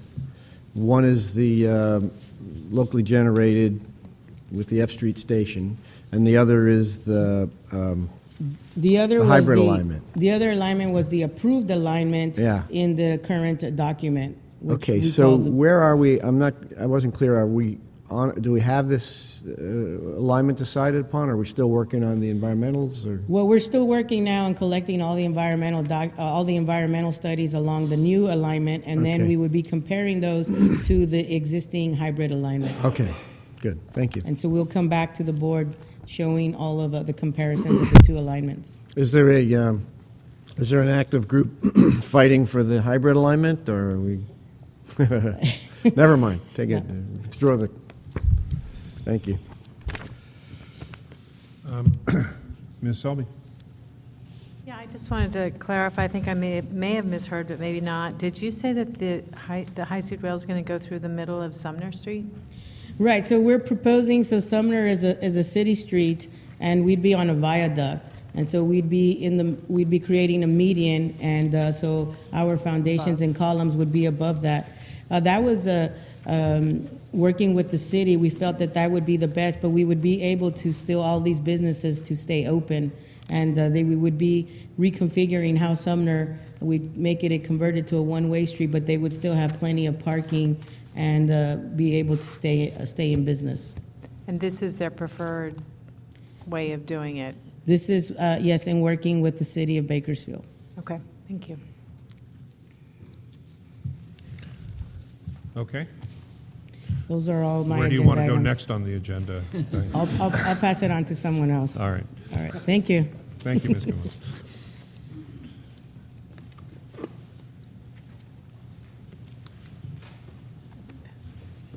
Mr. McLaughlin? Yeah. I'm sorry, my silence didn't mean to stop everything. Good morning, Chairman and other members of the board. I'm here to present to you today to consider awarding the environmental and engineering services contract for the San Francisco to San Jose and the San Jose to Merced sections. We do seek your board approval today to enter into a contract with HNTB Corporation and for this E&E services, again for San Francisco to San Jose and Merced to project sections. Previous board action items was in August, where you approved the resolution for authorizing the RFQ for these two sections. So today we seek your approval for this contract. We had strong competition. I was part of the panel, as was Diana, on the three firms that competed for the project, and HNTB came out ahead on this contract. So we feel very confident in their ability, not only on experience in that corridor with Caltrain, but in moving forward to meet our goals for the ROD for the section in 17. Okay. Questions for Mr. McLaughlin? Mr. Rossi? Can you tell me how you arrived at the $36 million number? Mike, can you speak into the microphone? I'm sorry. Can you tell me how you arrived at the $36 million number? I think that number, I think it started as a higher number, and we honed it down. And remember that this contract is task order based, so we're going to control the tasks as we go through to not have a larger, but to control the amount of dollars that go through and how we manage those dollars by task. I wasn't originally part of that $36 million budget. Yeah, go ahead. We had discussion on this at the meeting in August when I think you were not present, but I'll recap it to the best of my ability. There's a bottoms-up estimating process. The scope of this contract is preliminary engineering, design, and environmental clearance. We tend to shorten it to the environmental, but it's all three of those components. We do an assessment of what we think is required to achieve, to get to the level of, to ultimately get us a ROD associated with that, built up by task. We develop that estimate internally. We test it with some outside people to look at that value, and then they bid against that. It's the actual amount will be based, as Mark said, based on actual task orders issued against the contract. In those two things, in those numbers, well, no, first, who do you go to when you say you go out to some outside sources to see, I guess, to add validity to your internal calcs? We do, again, we have internal draft, we have the RDP staff take a look at it. We do industry outreach as well. We have pre-bid forums where we talk to potential bidders about what the scope of work is, what they think the value is. I believe those are the primary means of how we get to that number. And the second question I have is, as you work through this process, what do your progress reports look like? So we will have monthly progress reports along with monthly schedules, updates for the corridor, for both corridors. And that way we can have that managed by month, by task, and ensure that those tasks are met by those deadlines and those target dates, and the cost portion of that, withstanding public outreach, things like that. So in your progress reports, Mark, is there a section which deals with the opinion of the provider of this service as to potential problems that need to be dealt with in order to make scheduling, to stay on budget, those sort of things? Yeah, we would know pretty quickly based upon the progress of what happens by month and not only by week. We would know the progress definitely by month, and it's always in arrears, but we also manage day to day and the week by week, a weekly schedule on every project. Yeah. I would just add, we have obviously a number of deliverables attached to this. I wouldn't want to rely on a monthly report, which comes in typically a week or two after the end of the month, as the only way to find out information. Obviously, the monthly report is really a summary so that we can ensure that for payment purposes and other things that we're tracking appropriately. But we have other ongoing reports and things that would indicate issues, challenges, new things to be looked at, et cetera. And always the look ahead. It's not just what we did previously, but the look ahead in the next 6 to 12 months of each project. So you have interim reports to the monthly report? Well, no, and the monthly report is a summary of all the things that took place in the month, and that's partly for purposes of invoicing, to compare against an invoice, make sure that what tasks were performed. During the course of a month, there might be specific deliverables on one element or another of their scope of work. It could have to do with scheduling outreach meetings or providing summaries of those, or a certain environmental report or an update on design, things like that. The monthly report is capturing all of the work that gets done over the course of that month. So I'm going to ask my question again. Okay. If someone wants to review progress and find out whether or not there are issues, which report do you direct them to? I will give you, well, we do on each project, so we have weekly meetings on each project, and they have weekly notes and targets and goals that we're still working on. Some are concurrent. So you have a weekly report? Yep. So Weekly that would report be and where reporting that out. would be your earliest warning report? Yes. Okay. And we would know pretty quickly that week if that affects either the next 3 months or 6 months or 12, depending on the item. Thank you. Same things I ask, you know. Other,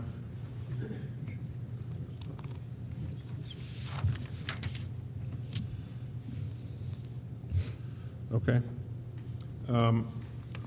Before I ask for a motion on this, Mr. Morales is suggesting that we just add to clarify that in the resolution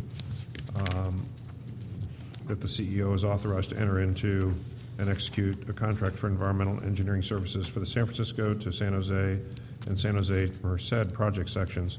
And the resolution right now does not say with whom. So Mr. Morales suggested that we add with HNTB Corporation, which I think is appropriate for the resolution. Mr. Chairman? Yes. I feel a little disadvantaged. I don't have that paper, but I am concerned, or at least would like clarification. Is this one contract, or is this a combination of two contracts? Or, because the way it's sort of written, it's from here to here and from here to here, which, why not, if it's one contract, why isn't it from, San Francisco to Merced? So is this going to enhance the ability to get the thing done if they're combined? And just a little clarification, because I'm confused. Sure. The distinction between the two sections is those are the sections that have been identified with the FRA previously for environmental clearance, because they could be independent sections.